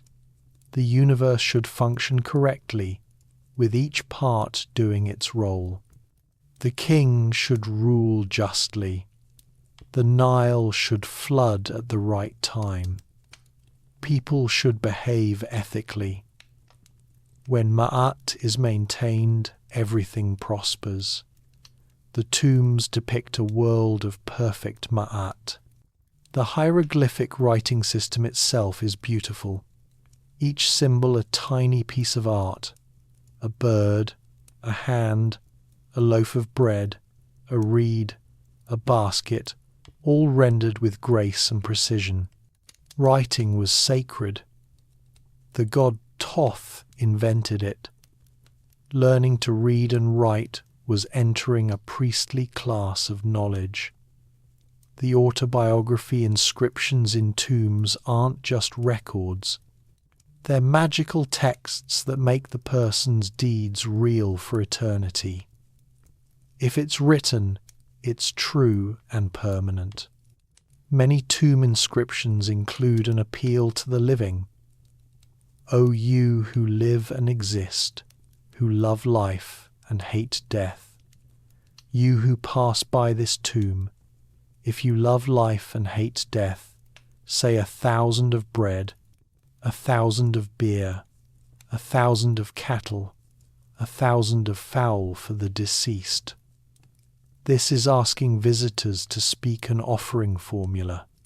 Even if no physical offering is made, the spoken words have power and provide sustenance to the dead. It's a brilliant solution to the problem of how to ensure eternal offerings. You can't rely on your family to bring food forever, but you can rely on strangers reading your inscription aloud. These appeals create a connection across time. When you visit a tomb and read one of these inscriptions, when you speak the person's name, you're doing exactly what they hoped someone would do 3,000 years later. You're participating in their immortality. You're making an offering of remembrance. In that moment, the ancient Egyptians' plan is working. They've reached across millennia to make you, specifically you, think about them and speak their name. There's a famous inscription from the Middle Kingdom called the Immortality of Writers that expresses this idea beautifully. Those learned scribes from the time after the gods, those who foretold the future, their names have become everlasting even though they are gone, though they completed their lifetimes and all their people are forgotten. They did not make for themselves pyramids of copper with stelae of iron. They were not able to leave heirs as children to pronounce their names, but they made heirs for themselves of the writings and the books of instruction that they composed.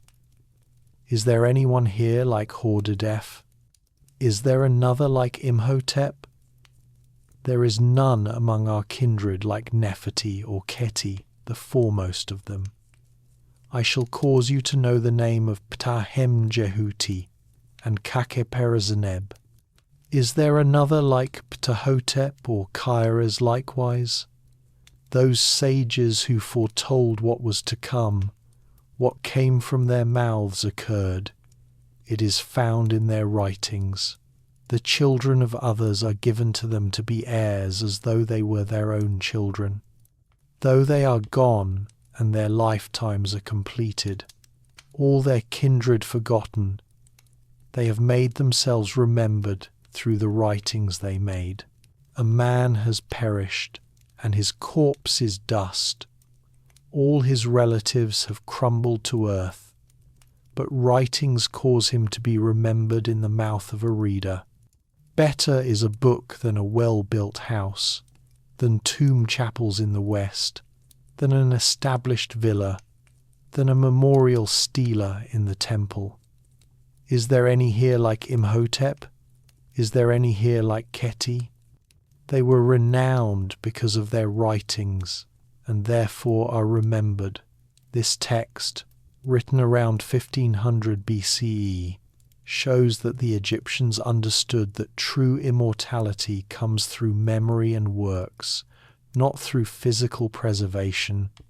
The pyramid builders are remembered not because their mummies survived, but because their monuments inspire awe. The writers are remembered because we still read their words. The artists are remembered because we still admire their work.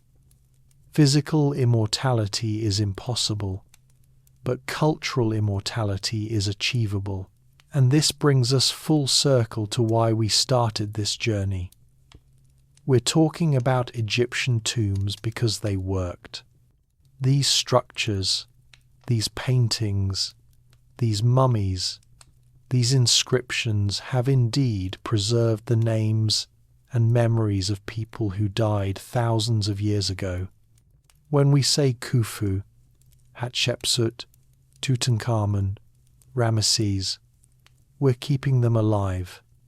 When we visit their tombs, study their artifacts, tell their stories, we're doing exactly what they wanted.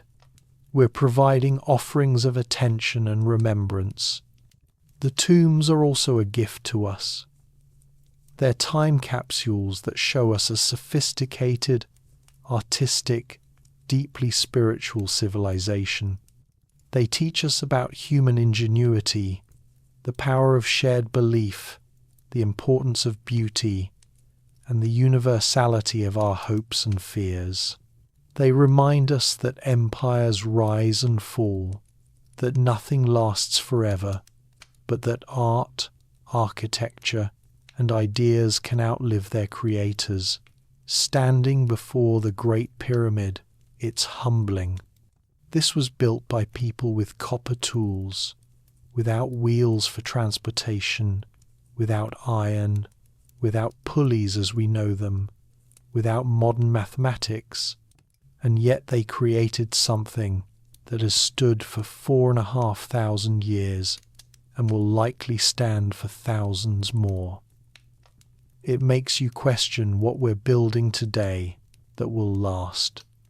Our steel and glass towers will corrode and shatter. Our digital information might become inaccessible as technology changes. What legacy are we leaving? The Egyptians built for eternity, and in many ways they succeeded. Their tombs are their triumph over death, not because they magically came back to life, but because they're still here, still teaching us, still inspiring awe, still making us think about life, death, meaning, and what we leave behind. Every person who visits Egypt, every child who learns about mummies, every documentary about pyramids is proof that the ancient Egyptians achieved their goal.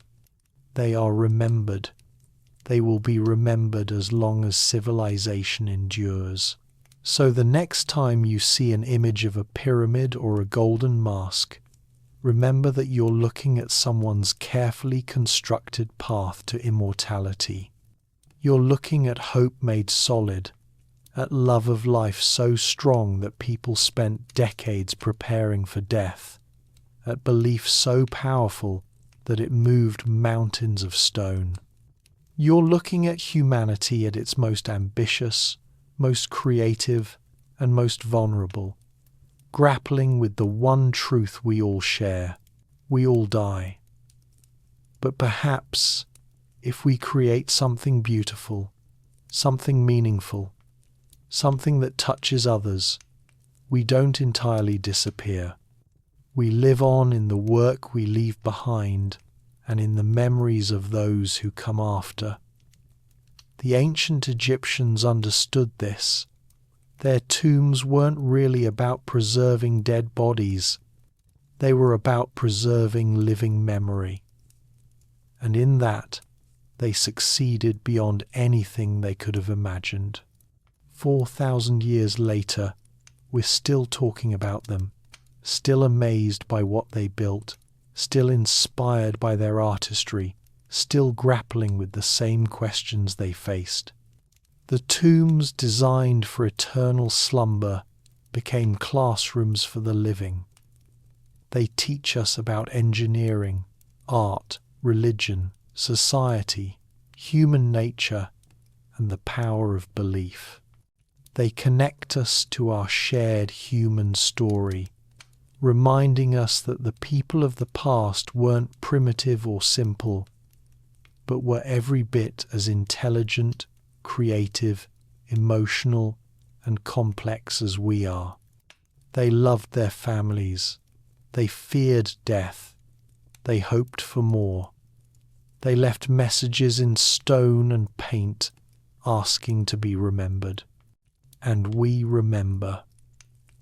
The mission of those tomb builders, artists, priests, and pharaohs continues every time we speak about them, every time we marvel at their achievements, every time we pause to contemplate what they believed and what they built. They have, in the most literal sense, defeated death, not through magic, but through the enduring power of human creativity and the simple, profound act of being worth remembering.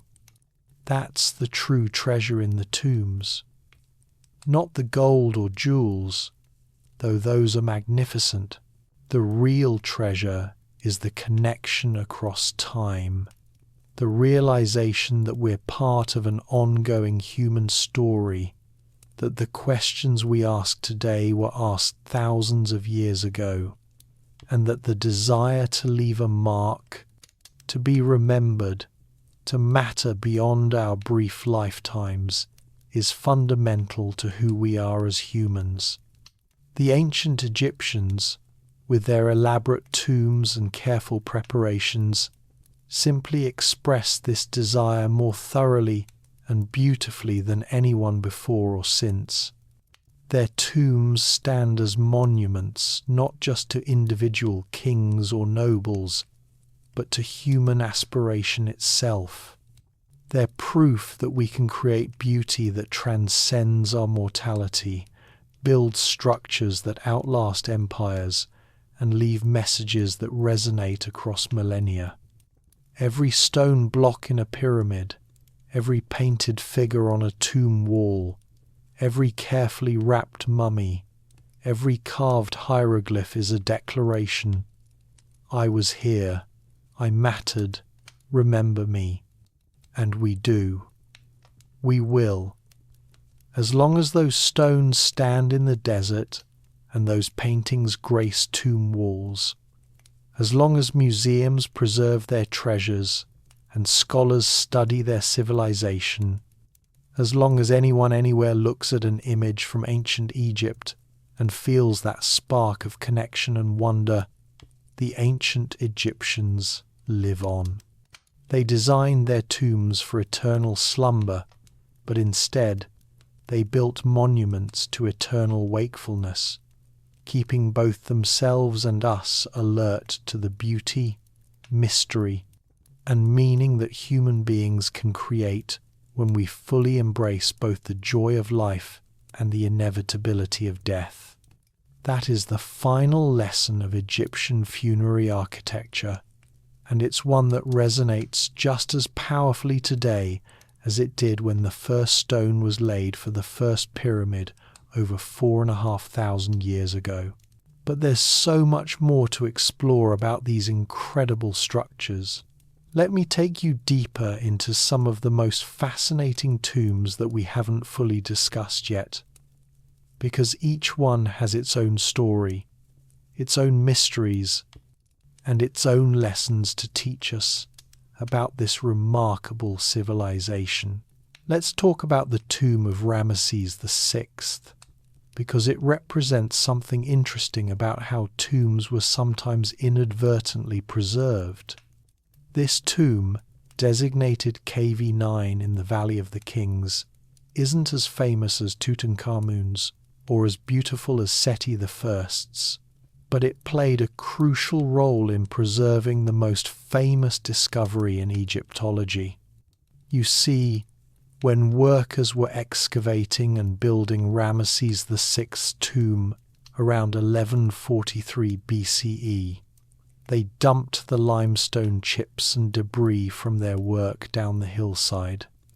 This debris completely covered the entrance to a smaller tomb below, the tomb of Tutankhamun. For over 3,000 years, anyone walking to visit Ramesses VI's tomb was literally walking over Tutankhamun's entrance without knowing it. Ramesses VI's tomb itself is impressive, stretching over 370 feet into the mountain.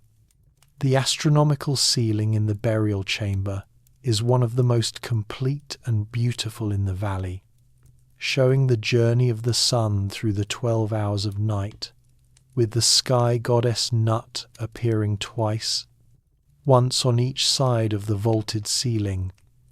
Her body stretches across the heavens, and you can see the sun disk travelling through her body, being swallowed at night and reborn at dawn. The tomb was open in ancient times and became a tourist attraction even for ancient Romans, who left graffiti on the walls. Over 2,000 pieces of ancient graffiti have been documented in this tomb, written in Greek, Latin, and even Phoenician, showing that people from across the ancient Mediterranean world came to marvel at it. Another tomb that deserves our attention is that of Horemheb, the last pharaoh of the 18th dynasty. Horemheb had an interesting path to power. He wasn't born royal but was a general who rose through the ranks during the chaotic period after Akhenaten's religious revolution. Before becoming pharaoh, he had already prepared a tomb for himself at Saqqara, a beautiful tomb befitting a high official. This tomb still exists and is decorated with remarkable reliefs showing Horemheb's military career, foreign delegations bringing tribute, and prisoners of war being presented to the king. But when Horemheb unexpectedly became pharaoh around 1319 BCE, after the deaths of Tutankhamun and I, he abandoned his Saqqara tomb and began a royal tomb in the Valley of the Kings. His Valley of the Kings tomb, KV 57, is notable for being one of the first to use the full repertoire of decorative programs that would become standard in later royal tombs. The walls show scenes from the Book of Gates, the Book of Caverns, and other funerary texts, all rendered in beautiful painted relief. The burial chamber has a vaulted ceiling covered with astronomical scenes. What's particularly interesting about having both tombs is that we can see the difference between how a high official's tomb was decorated versus a royal tomb. The Saqqara tomb shows daily life and achievements. The Valley of the King's tomb shows the journey through the afterlife and relationship with the gods. It's the same person, but two completely different presentations based on status. This tells us that tomb decoration wasn't just personal preference. It followed strict rules about what was appropriate for different ranks of society. Now, let's talk about a tomb that represents one of the most dramatic moments in Egyptian history: the tomb of Hatshepsut. Hatshepsut is one of the most fascinating figures in Egyptian history.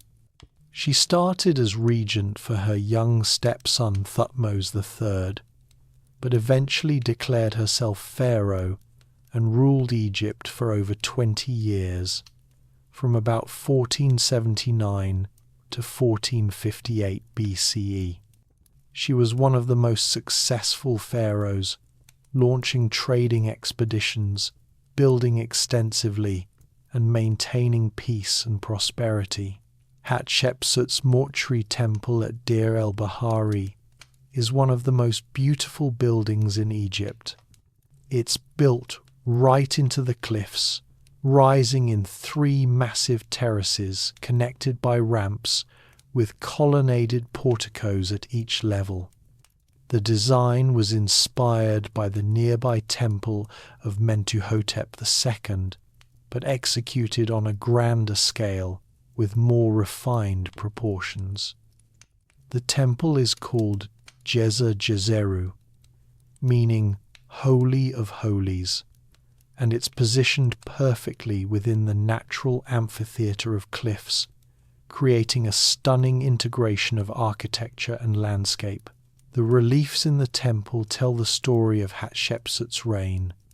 There are scenes of her divine birth, showing the god Amun visiting her mother, Queen Ahmose, in the form of her father Thutmose I, thus establishing Hatshepsut's divine right to rule.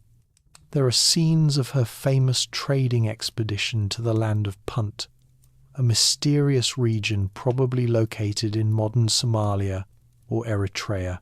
The Punt reliefs show Egyptian ships loaded with trade goods, the journey by sea, and the exotic products brought back: frankincense and myrrh trees, ebony, ivory, gold, and even live animals including baboons and giraffes.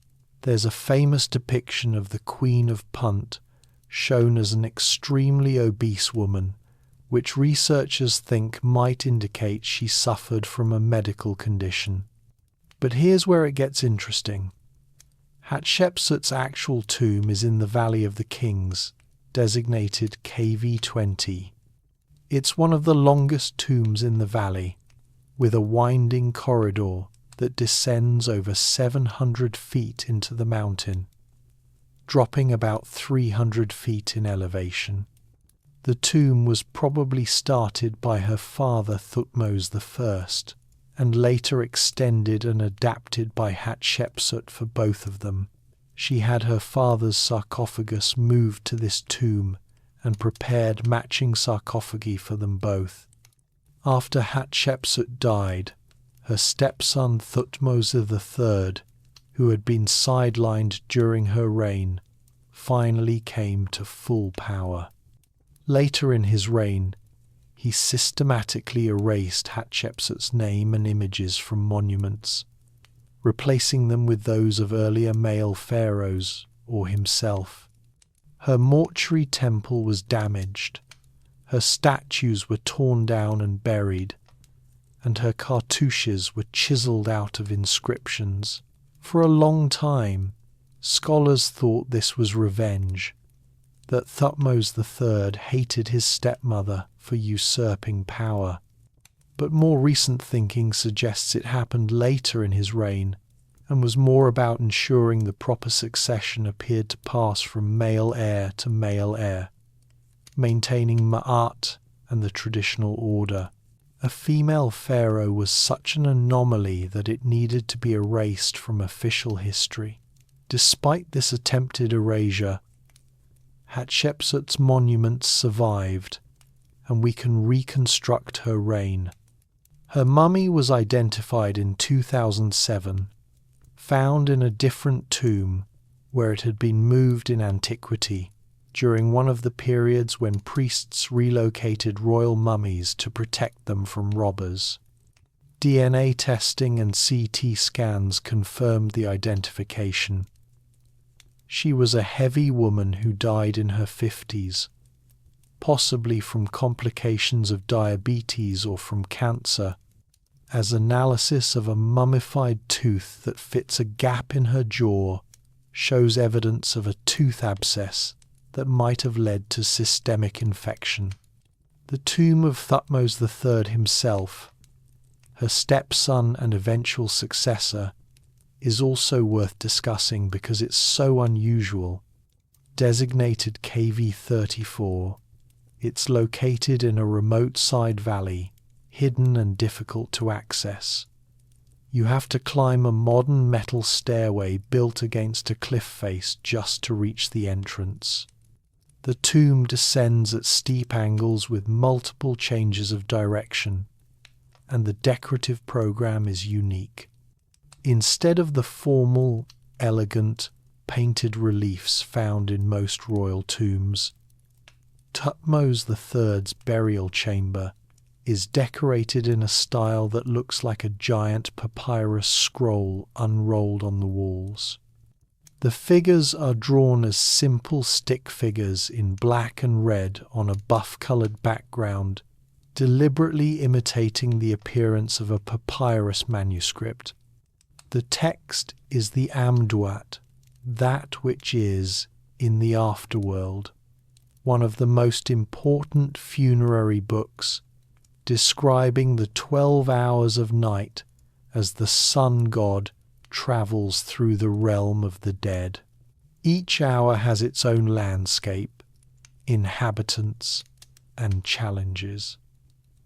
The informal, almost cartoon-like style of the decoration is completely different from other royal tombs and creates an intimate feeling as if you're inside the king's personal copy of the Book of the Dead rather than a monumental public space. The burial chamber itself is an unusual shape, a rounded rectangle that Egyptologists call cartouche-shaped, because it resembles the oval that surrounds a pharaoh's name in hieroglyphic writing. This wasn't accidental. The pharaoh's burial chamber literally is his cartouche, the physical manifestation of his name, reinforcing the connection between name, identity, and eternal survival. Let's shift our focus to a completely different type of funerary monument, the tombs at Beni Hassan. These are cut into cliffs overlooking the Nile in Middle Egypt and date to the Middle Kingdom, around 2000 years BCE.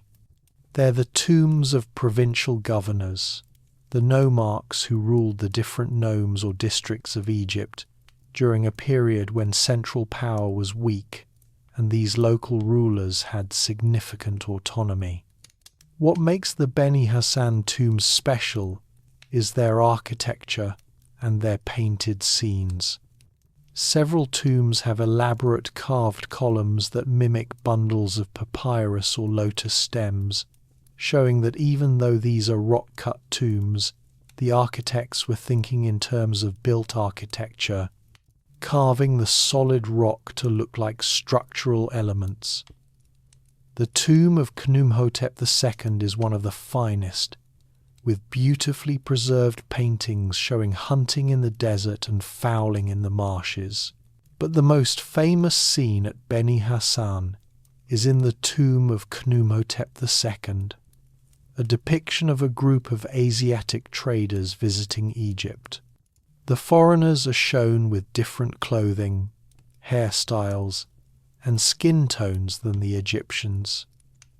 The men have pointed beards and wear colourful patterned garments, very different from Egyptian white linen. They're bringing goods to trade, and the scene includes a notation of how many people are in the group: 37. This is one of our best visual records of what people from the Levant looked like to Egyptian eyes in the early 2nd millennium BCE, and it's been extensively studied by scholars interested in ancient trade, migration, and the movement of peoples. The tomb also shows us military scenes, specifically siege warfare with soldiers attacking a fortress. These scenes give us insights into Middle Kingdom military tactics and equipment. We see infantry with spears and shields, archers, and siege ladders. This is valuable historical information preserved in a tomb because the owner wanted to commemorate his military achievements for eternity. Now I want to tell you about one of the most unusual and mysterious tombs in Egypt, the Osirion at Abydos. Abydos was one of the most sacred sites in Egypt, believed to be the burial place of Osiris himself, god of the dead and resurrection.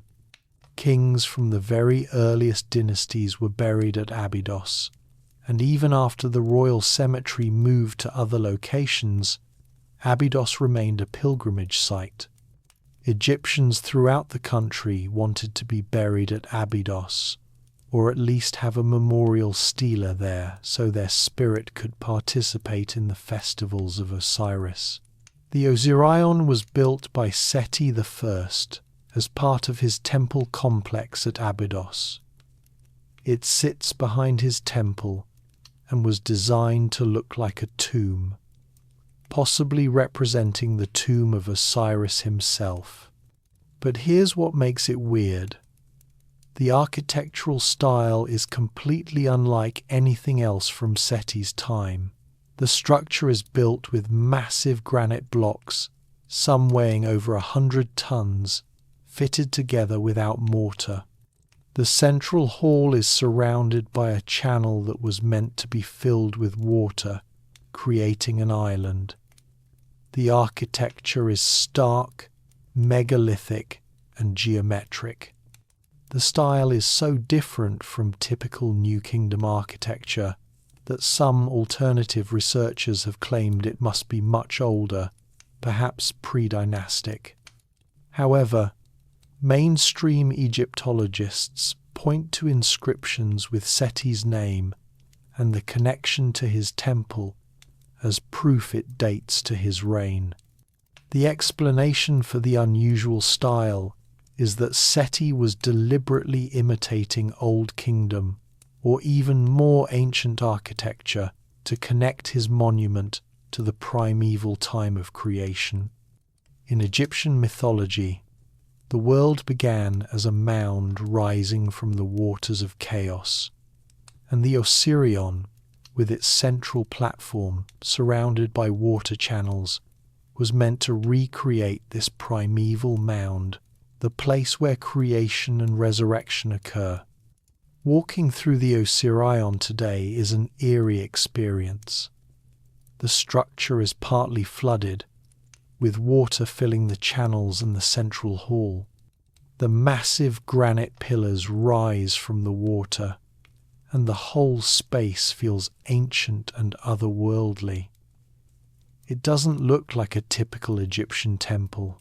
It looks like something from a much older, more primal time, which is exactly the effect Seti was going for. He wanted this to feel like the actual burial place of Osiris, the spot where death was first conquered and eternal life became possible. Abydos also gives us insight into Egyptian pilgrimage practices. The most important festival at Abydos was the Mysteries of Osiris, an annual event that reenacted the death and resurrection of the god. Processions would carry the statue of Osiris from the temple to the Osirion and back, acting out the mythological story. Thousands of pilgrims would come to witness this and to leave offerings. Archaeologists have found enormous numbers of pottery vessels at Abydos, left by pilgrims as offerings. We've also found thousands of stelae, stone slabs set up by people who wanted to have a permanent presence at the sacred site. These pilgrimage stelae are touching because they're from ordinary people, not kings or nobles. A woman might set up a stela asking Osiris to protect her children. A man might ask for success in his business. Families would dedicate stelae to deceased relatives. Reading these stelae gives you a sense of personal religion, the direct relationship between individual Egyptians and their gods, which is different from the state religion focused on the king's relationship with the gods. Let me tell you about another fascinating aspect of Egyptian funerary practice, the canopic jars. When a body was mummified, the internal organs were removed because they would decay and ruin the mummy. But the organs couldn't just be thrown away because they were part of the person and needed to be preserved. So they were removed, dried, wrapped, and placed in special containers called canopic jars. There were 4 canopic jars, each protected by a different deity called the 4 sons of Horus. The jar with a human-headed lid, protected by Imseti, held the liver. The jar with a baboon-headed lid, protected by Hapi, held the lungs. The jar with a jackal-headed lid, protected by Duamutef, held the stomach, and the jar with a falcon-headed lid, protected by Kibe Senuef, held the intestines. The heart was left in the body because it was considered the seat of intelligence and emotion and would be needed for the weighing ceremony. The brain was removed through the nose with a hook and discarded because the Egyptians didn't realize it was important. Canopic jars evolved over time. In the Old Kingdom, they had simple lids. In the Middle Kingdom, human-headed lids became standard. In the New Kingdom, the 4 sons of Horus heads became the norm. The jars themselves could be made of limestone, calcite, wood, or pottery, depending on the wealth of the deceased. The finest canopic jars are works of art, beautifully carved and painted. Tutankhamun's canopic chest is an extraordinary example. Instead of jars, his organs were placed in miniature gold coffins, each shaped like his mummy and nested inside hollows carved in alabaster blocks. These alabaster canopic containers were then placed in a gilded wooden shrine guarded by statues of 4 goddesses, Isis, Nephthys, Neith, and Serket, standing at the corners with their arms outstretched protectively. The whole ensemble is a masterpiece of craftsmanship and religious symbolism. Interestingly, by the late period, mummification techniques had improved to the point where organs could be treated and replaced inside the body. Canopic jars were still included in burials, but they were often empty, symbolic rather than functional. It's an example of how ritual can persist even after its original practical purpose has changed. Speaking of mummification, let's talk more about this incredible process. Our knowledge of mummification comes from 3 sources: Greek and Roman writers who described what they saw, especially Herodotus in the 5th century BCE and Diodorus Siculus in the 1st century BCE.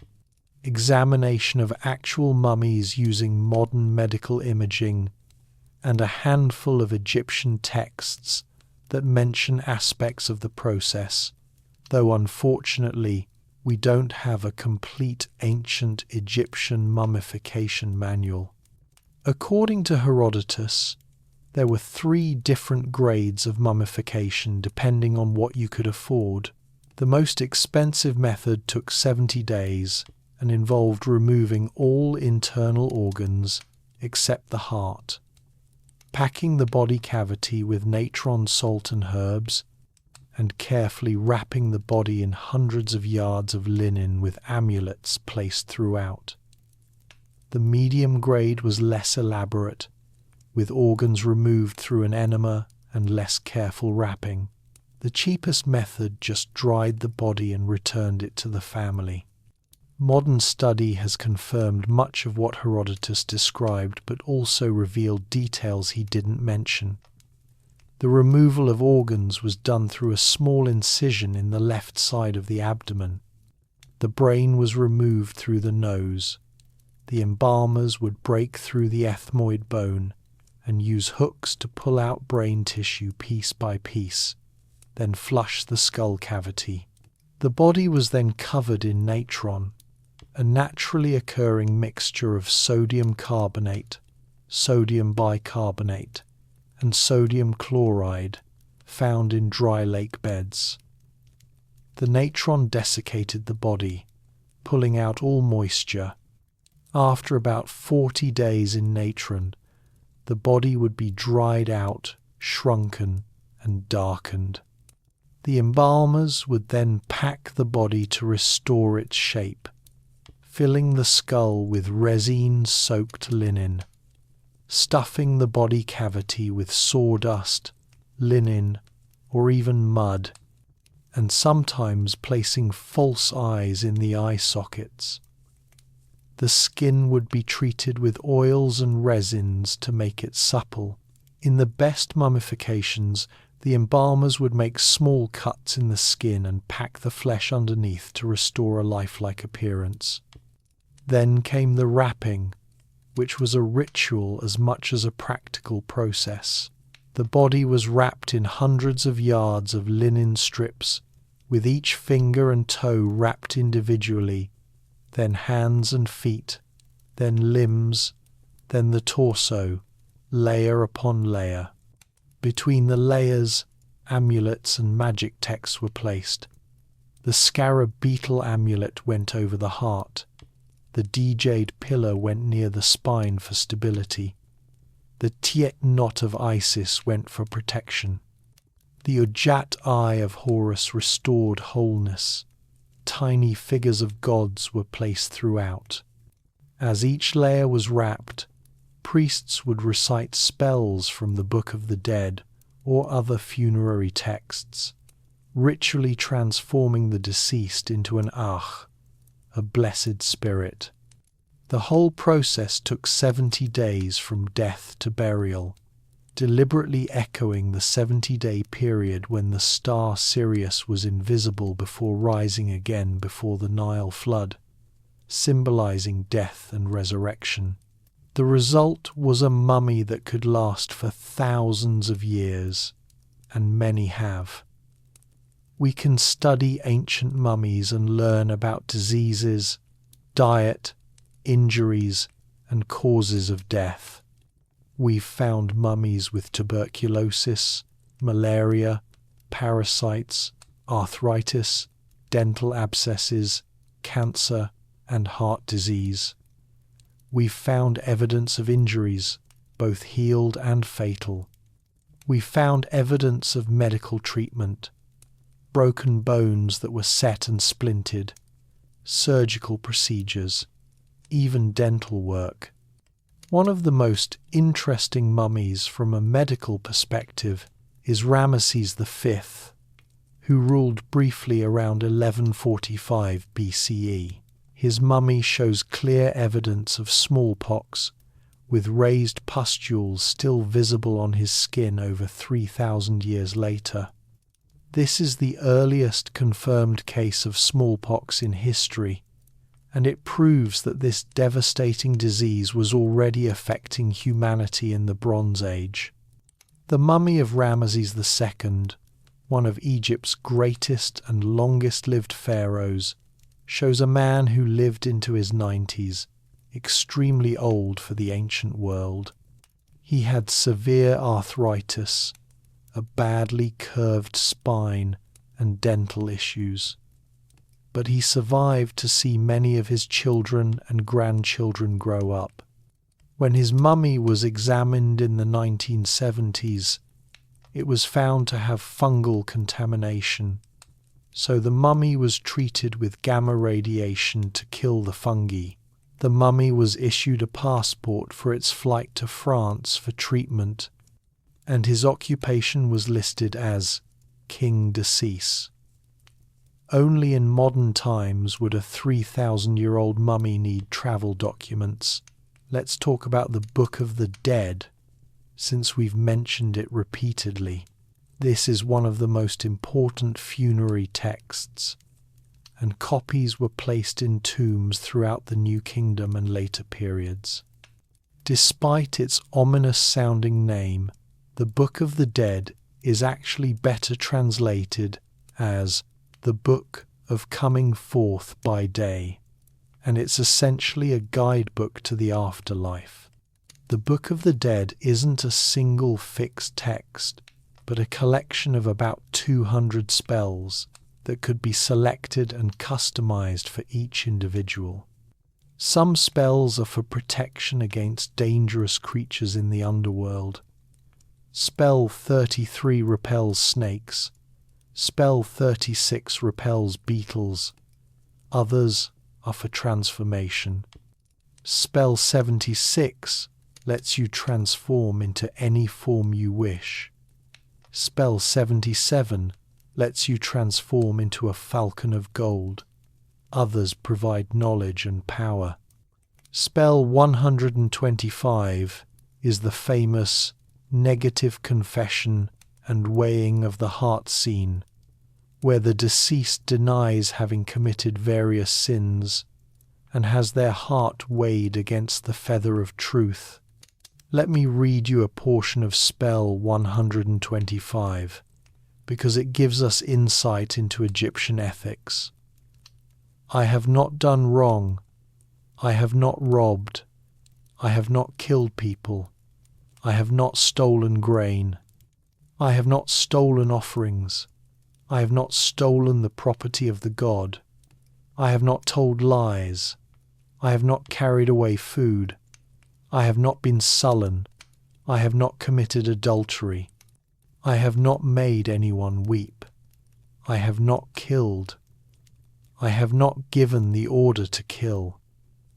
I have not made anyone suffer. I have not reduced the food offerings in the temples. I have not damaged the bread of the gods. I have not stolen the cakes of the dead. I have not committed homosexuality. I have not defiled myself. I have not reduced the measure.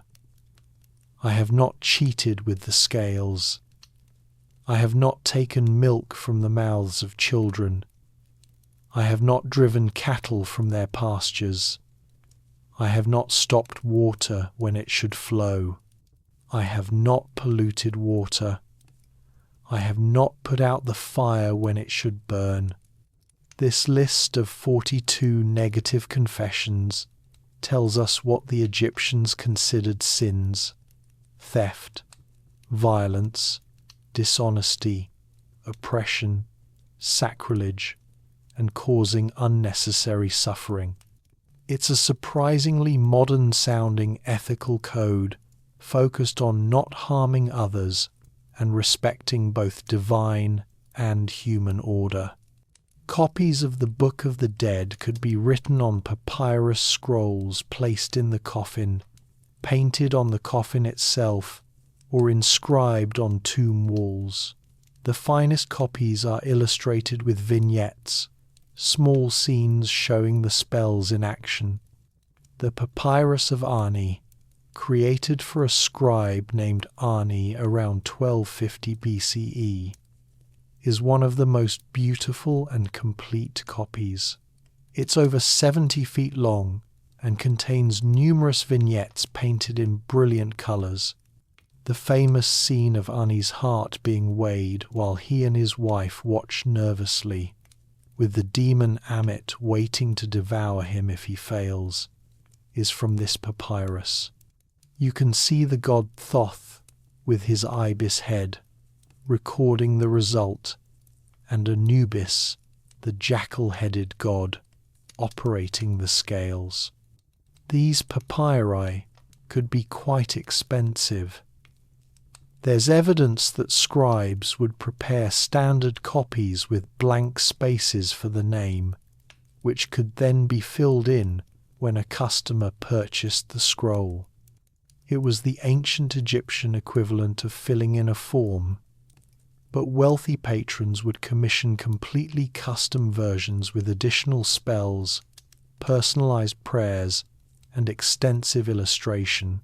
Another important group of funerary texts are the coffin texts, which evolved from the pyramid texts of the Old Kingdom but were adapted for use by non-royal individuals in the Middle Kingdom. These texts were written on the inside of coffins, literally surrounding the deceased with spells and protection. The innovation here was the democratization of the afterlife. In the Old Kingdom, only the king was guaranteed an afterlife among the gods. By the Middle Kingdom, anyone who could afford the right burial goods and knew the right spells could achieve eternal life. This is sometimes called the democratization of the afterlife, though it's important to remember it was still limited to those who could afford it. The texts themselves are fascinating. They include spells for providing food and drink, spells for controlling the elements, spells for knowledge of secret names of gods, which gave power over them, and importantly, spells for moral purification and judgment. The idea of judgment after death became increasingly important over time. It wasn't enough to just preserve the body and say the spells. You also had to have lived a good life and be able to prove it before Osiris and the divine tribunal. This brings up an interesting question. Did the ancient Egyptians really believe that saying the negative confession and having the right spells was enough, even if you'd actually committed terrible crimes? Or did they believe the gods could see through lies? The texts themselves suggest that truth mattered. In the weighing of the heart ceremony, it's your actual heart, which contains the record of your deeds, that's weighed. If it's heavy with sin, no amount of denial will help. The feather of Ma'at represents absolute truth. So the system seems to have built in the belief that you couldn't cheat the gods, that justice was real and inescapable.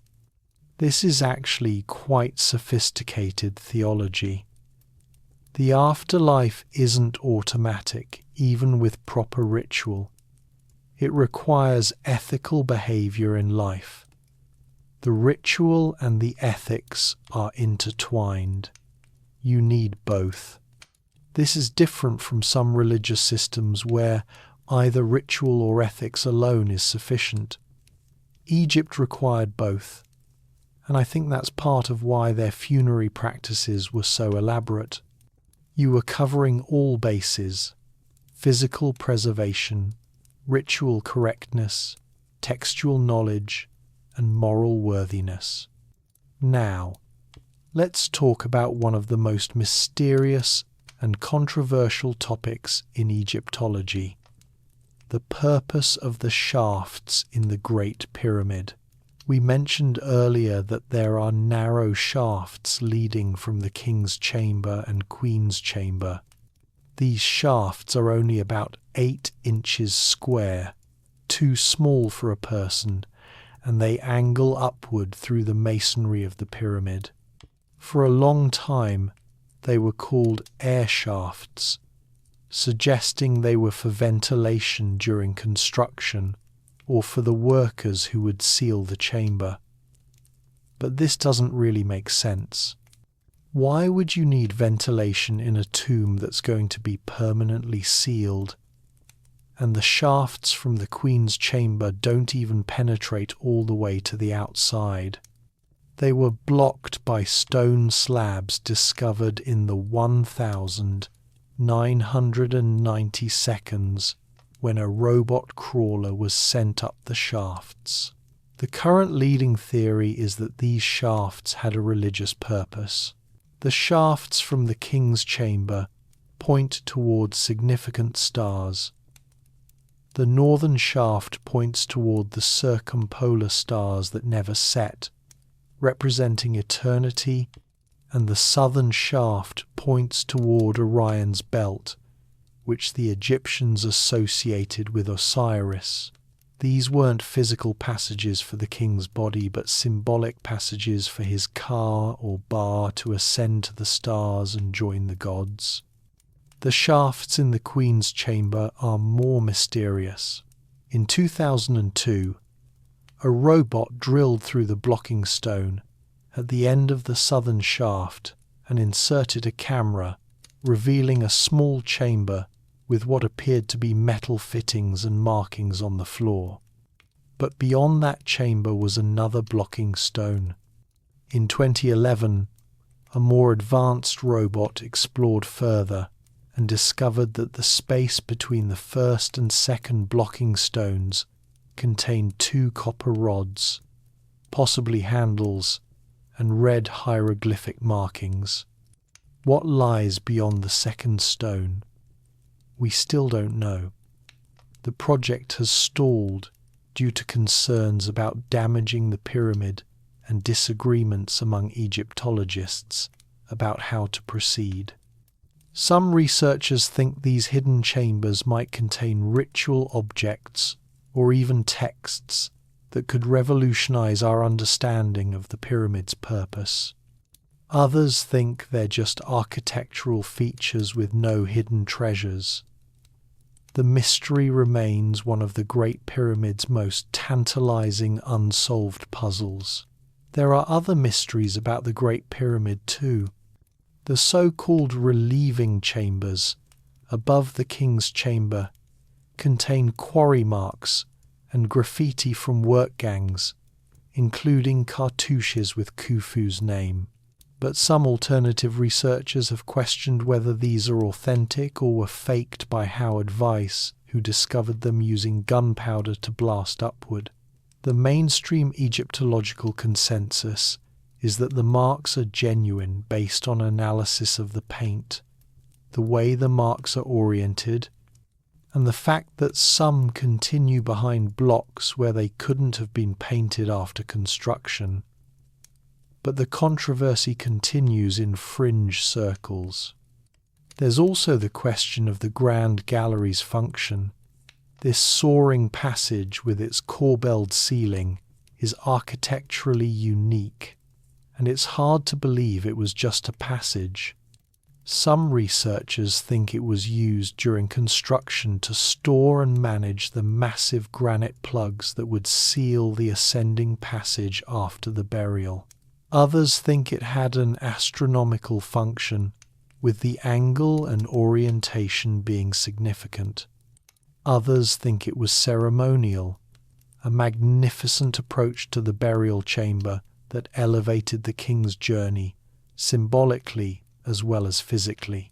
Let's shift back to talking about specific tombs and discoveries.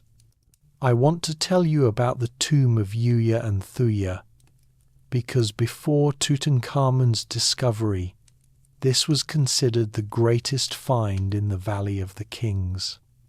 In 1905, archaeologist Theodore Davis discovered the tomb of Yuya and Thuya, who were the parents of Queen Tiye, wife of Amenhotep III and mother of Akhenaten. They weren't royalty themselves, but were important nobles who became connected to the royal family through their daughter.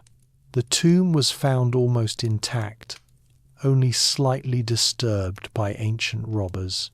It contained beautiful coffins, furniture, chariots, and numerous objects.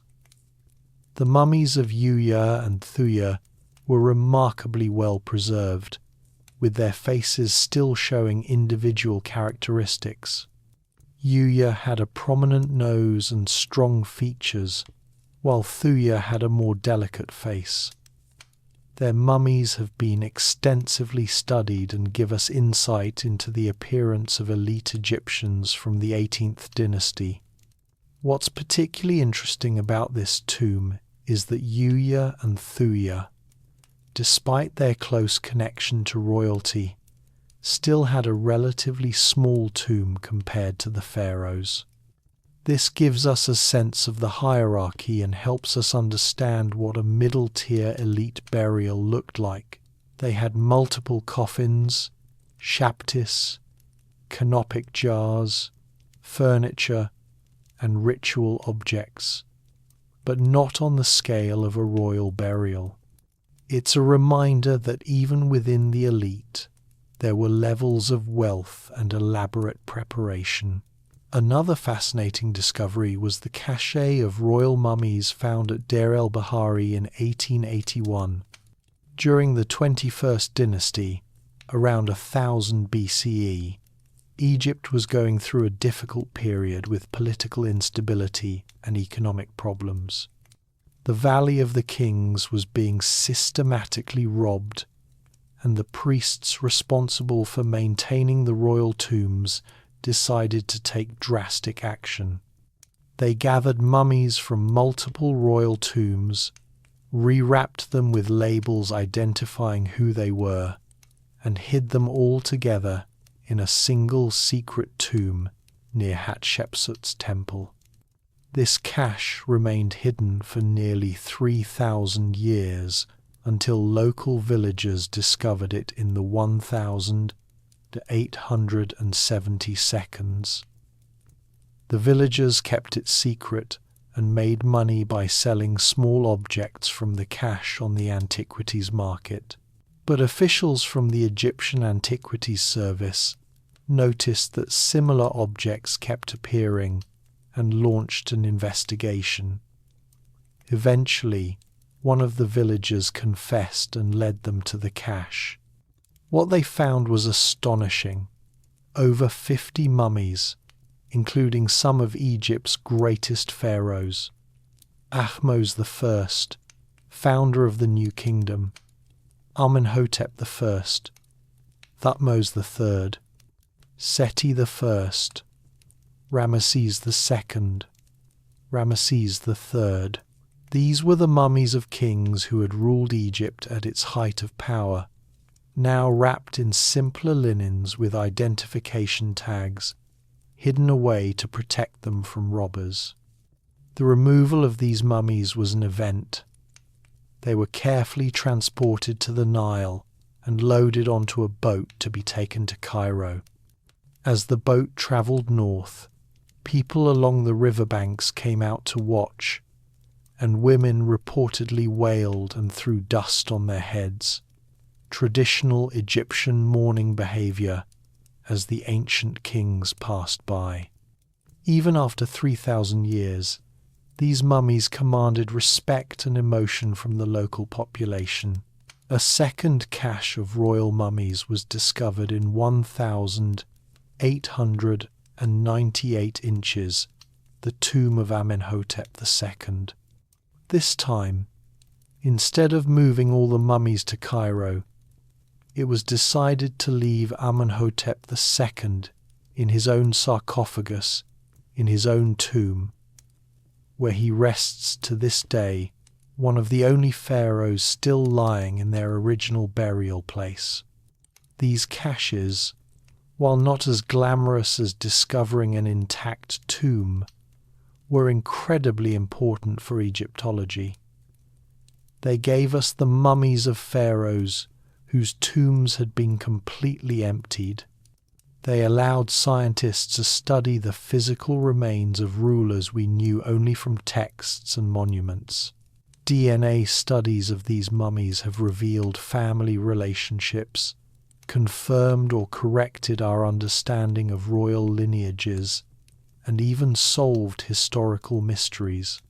For example, DNA analysis has confirmed that Tutankhamun was the son of Akhenaten and that his mother was not Nefertiti, Akhenaten's famous queen, but a different wife, possibly Akhenaten's own sister. The mummy called the Younger Lady, found in tomb KV35, is almost certainly Tutankhamun's mother. These are the kinds of discoveries that written records alone couldn't give us. The study of mummies has also revealed information about royal health and life expectancy. Egyptian art always showed pharaohs as young, idealized, perfect beings. But the mummies tell a different story. Many pharaohs suffered from arthritis, dental disease, and other ailments. Several show evidence of violent death. Seqenenre-Tao, a pharaoh of the 17th dynasty who fought against the Hyksos invaders, has horrific head wounds visible on his mummy, showing he died in battle or was executed after capture. The mummy of Ramesses III shows evidence that's even more disturbing. For years, ancient texts mentioned a harem conspiracy in which one of Ramesses III's minor wives plotted to kill him and place her son on the throne. The papyrus texts describing the trial of the conspirators survived, but it wasn't clear whether the plot succeeded in killing the king or was foiled. In 2012, CT scans of Ramesses III's mummy revealed a deep cut across his throat that severed his windpipe and major blood vessels. The embalmers had covered this with a protective amulet, hiding the wound. The conspiracy succeeded. Ramesses III was assassinated, making him the only definitely assassinated pharaoh we know of. Even more intriguingly, there was a mummy buried near Ramesses III that had previously been labelled Unknown Man E. This mummy was unusual because it was wrapped in sheepskin, which was ritually impure in Egyptian culture, and the face was contorted in a scream or grimace, suggesting the person died in agony or was mummified while the body was in rigor mortis.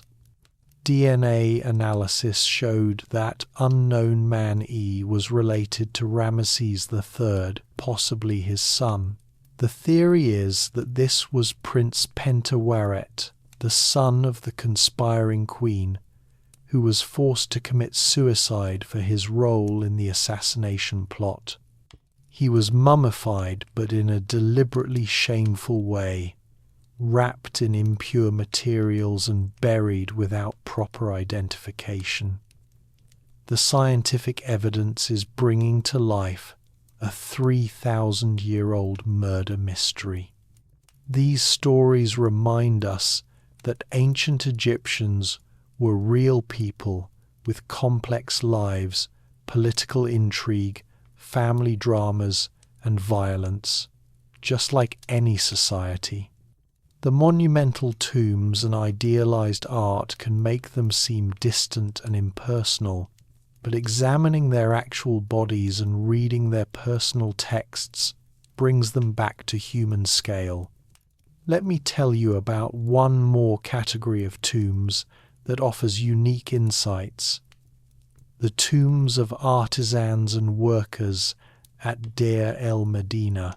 We talked about the village earlier, but the tombs themselves deserve more attention.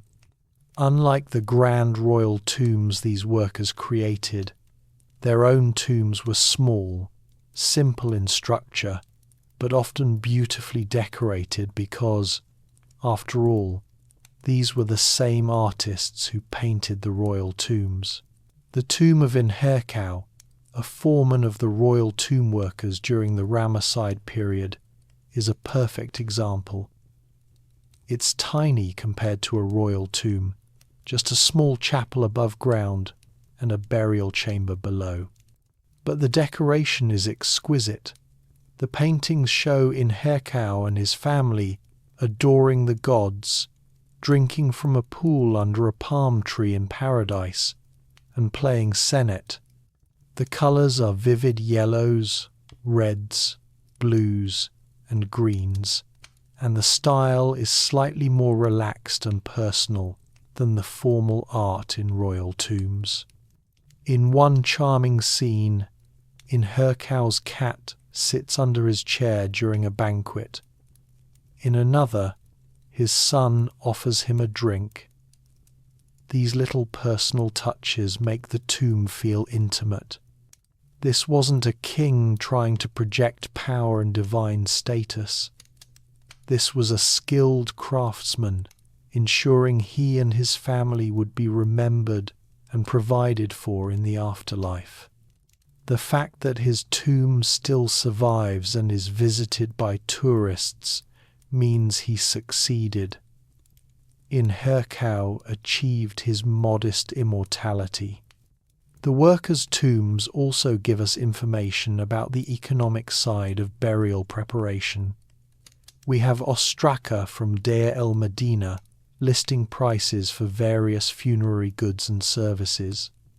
A decorated coffin might cost the equivalent of several months' wages. Shaptis could be purchased individually or in sets. Amulets, canopic jars, and funerary papyri all had market prices. There's even evidence of a secondary market in used grave goods, items taken from older tombs and resold. This might seem disrespectful to us, But we have to remember that tomb robbery wasn't just greedy criminals stealing treasure. Many ordinary Egyptians robbed tombs out of economic necessity, to get valuable materials for their own burials or to sell for income during hard times. The robbers themselves, when caught, often testified that they needed money for food. The line between sacred and economic was different in ancient Egypt than we might expect. We also have records of tomb robbery trials from the Ramesside period, preserved on papyri. These documents record the confessions of tomb robbers, often extracted under torture by beating. The criminals would confess to breaking into specific tombs, describe what they found, detail how they divided the loot, and name their accomplices. Reading these papyri is like reading ancient police reports. They're mundane, bureaucratic, and yet they give us a direct window into the reality of tomb robbery. One famous papyrus describes robbers breaking into the tomb of King Sobekemsaf of the 17th dynasty. We opened their coffins and stripped off the coverings in which they were. We found the noble mummy of this king equipped with a sword. A large number of amulets and jewels of gold were upon his neck, and his headpiece of gold was upon him. The noble mummy of this king was completely covered with gold. His coffins were decorated with gold and silver inside and out, and inlaid with all sorts of precious stones. We stripped off the gold which we found on the mummy of this god, and his amulets and jewels which were on his neck, and the coverings in which he was laid.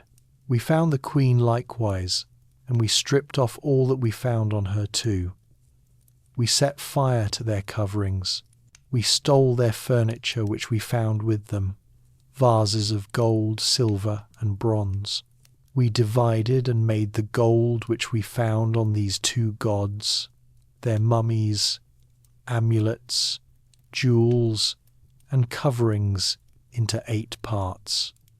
8 parts because there were 8 robbers in the gang.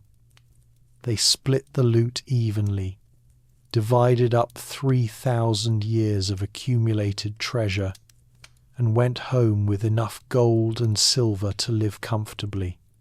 The fate of most of these robbers, when caught, was death, often by impalement, a brutal punishment meant to deter others. But it clearly didn't work because tomb robbery continued throughout Egyptian history and right up to modern times. The most effective deterrent to tomb robbery wasn't punishment but obscurity. The tombs that survived intact, like Tutankhamun's and Yuya and Thuya's, survived because they were forgotten, buried under debris, hidden or overlooked. The greatest, most obvious tombs, the pyramids, were the first to be robbed. The lesson seems to be that if you want your tomb to survive, don't make it too impressive and don't tell too many people where it is. But that contradicts the whole purpose of a monument, which is to be seen and remembered. It's an ironic dilemma at the heart of Egyptian funerary architecture.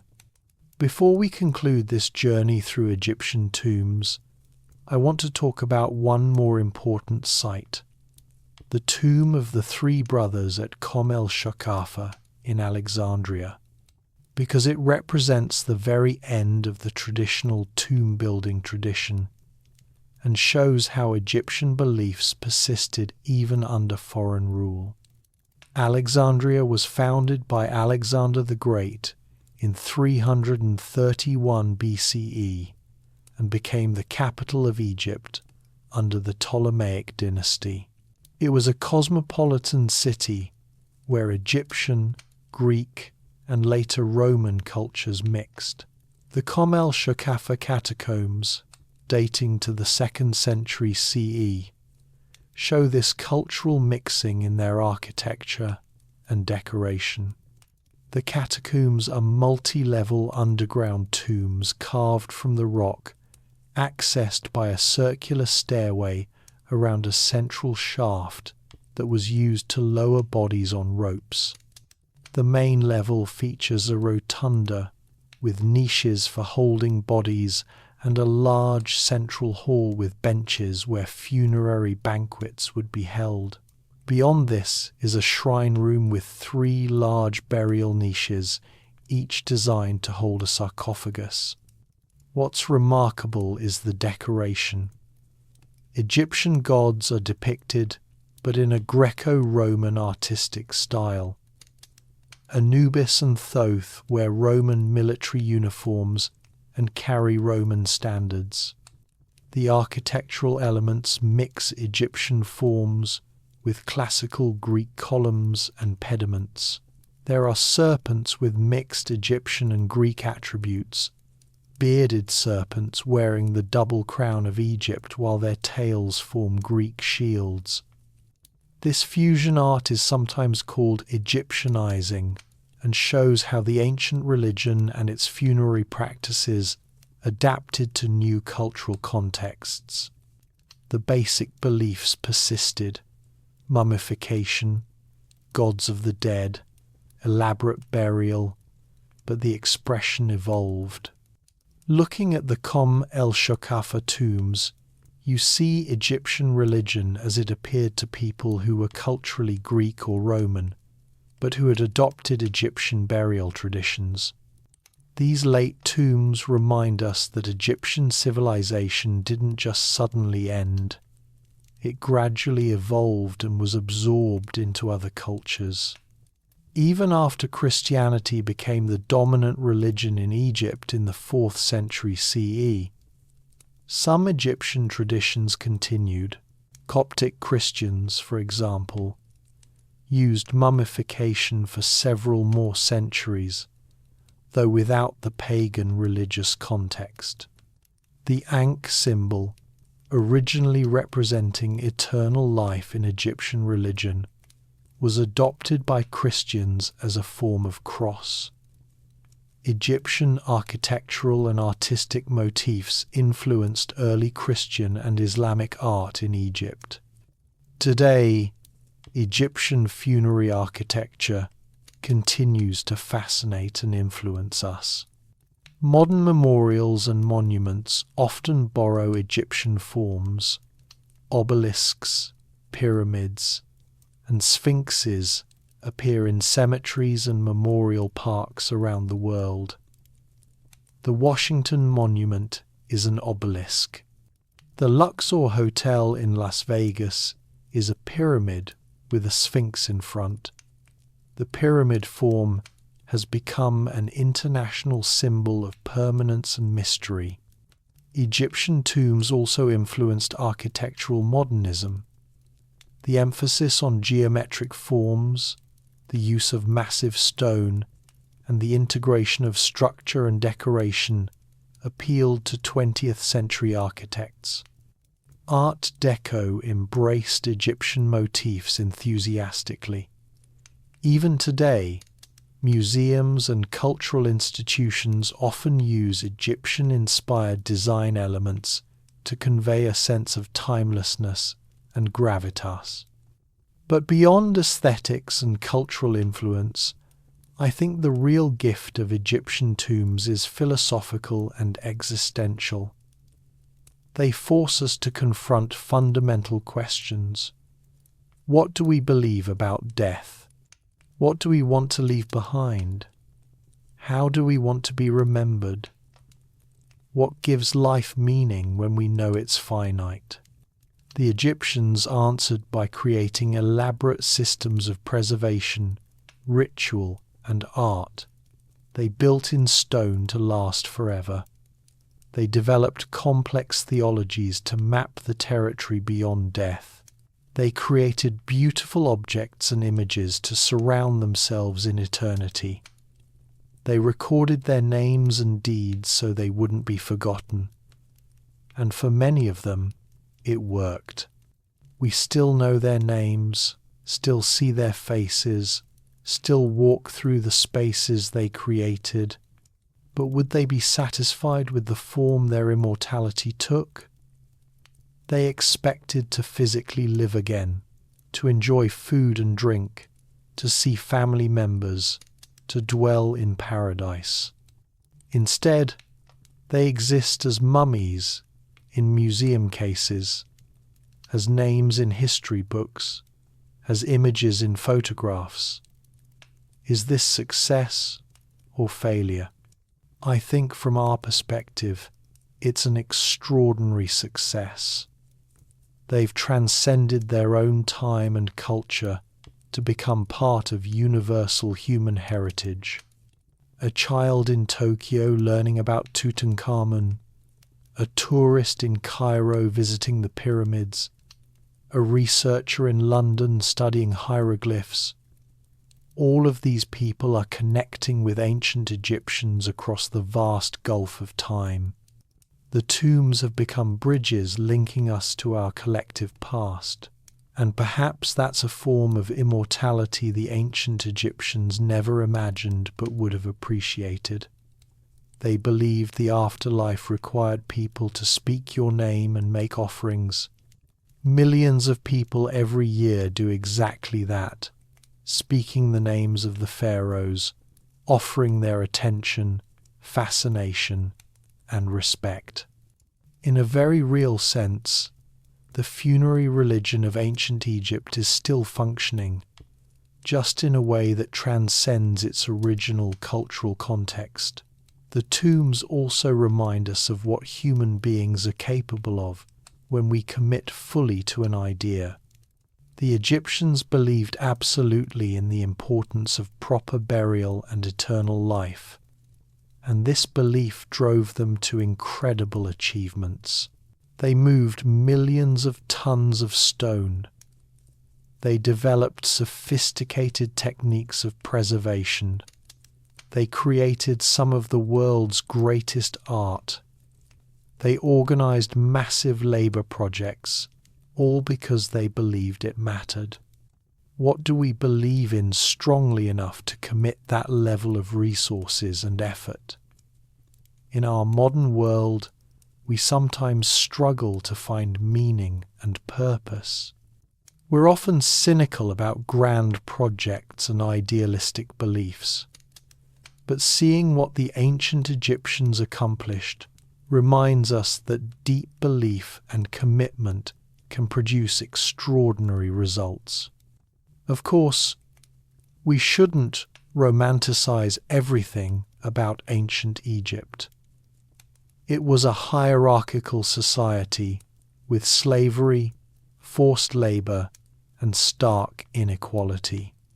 The magnificent tombs of the pharaohs were built while common people lived in mud brick houses and struggled to survive. The resources devoted to death might arguably have been better spent on improving life. These are legitimate criticisms, but at the same time, those monuments employ thousands of workers, fed them, trained them in valuable skills, and created a shared national project that gave meaning and identity to the culture. The tombs weren't just vanity projects. They were central to how Egyptian civilization understood itself and organized its society. You can't separate the tombs from the culture that produced them. In the end, Egyptian funerary architecture represents humanity's longest-running, most elaborate attempt to solve the problem of death. For over 3,000 years, Egyptian civilization maintained a consistent set of beliefs and practices around death and burial, refining and perfecting their approach over countless generations. No other culture has matched this duration and consistency, and what they discovered, what they proved, is that while we can't prevent physical death, we can create meaningful responses to it, we can build beautiful things that outlast us. We can record our ideas and have them read by people centuries later. We can leave a mark on the world that continues to resonate long after we're gone. We can, in a real sense, defeat death by creating something that transcends our mortal limits. Every tomb, from the simplest burial pit to the Great Pyramid, represents this fundamental human defiance in the face of mortality. We will not go gentle into that good night. We will build, create, record, and remember. We will make our brief existence count for something. We will leave evidence that we were here, that we mattered, that we existed. And so when you look at an Egyptian tomb, you're not just looking at an ancient burial place. You're looking at a monument to the human spirit, to our refusal to accept oblivion, to our insistence that life has meaning even though it ends. You're looking at hope made tangible, at love expressed through art and architecture, at belief that was strong enough to move mountains. The ancient Egyptians sleep in their tombs designed for eternal slumber. But they're not really sleeping. They're awake in our minds, alive in our fascination, present in our continued engagement with their extraordinary legacy. They're awake every time someone visits a pyramid, reads a hieroglyph, sees a golden mask, or hears their stories told. And they'll remain awake as long as human civilization endures, as long as we continue to ask the same questions they asked, to fear the same death they feared, to hope for the same continuity they hoped for. The tombs are their answer to the ultimate question, what comes after? And their answer is, whatever you create, whatever you build, whatever you leave behind, that is what comes after. That is your immortality. May their names live forever. May their memory endure. May we continue to learn from their wisdom and marvel at their achievements.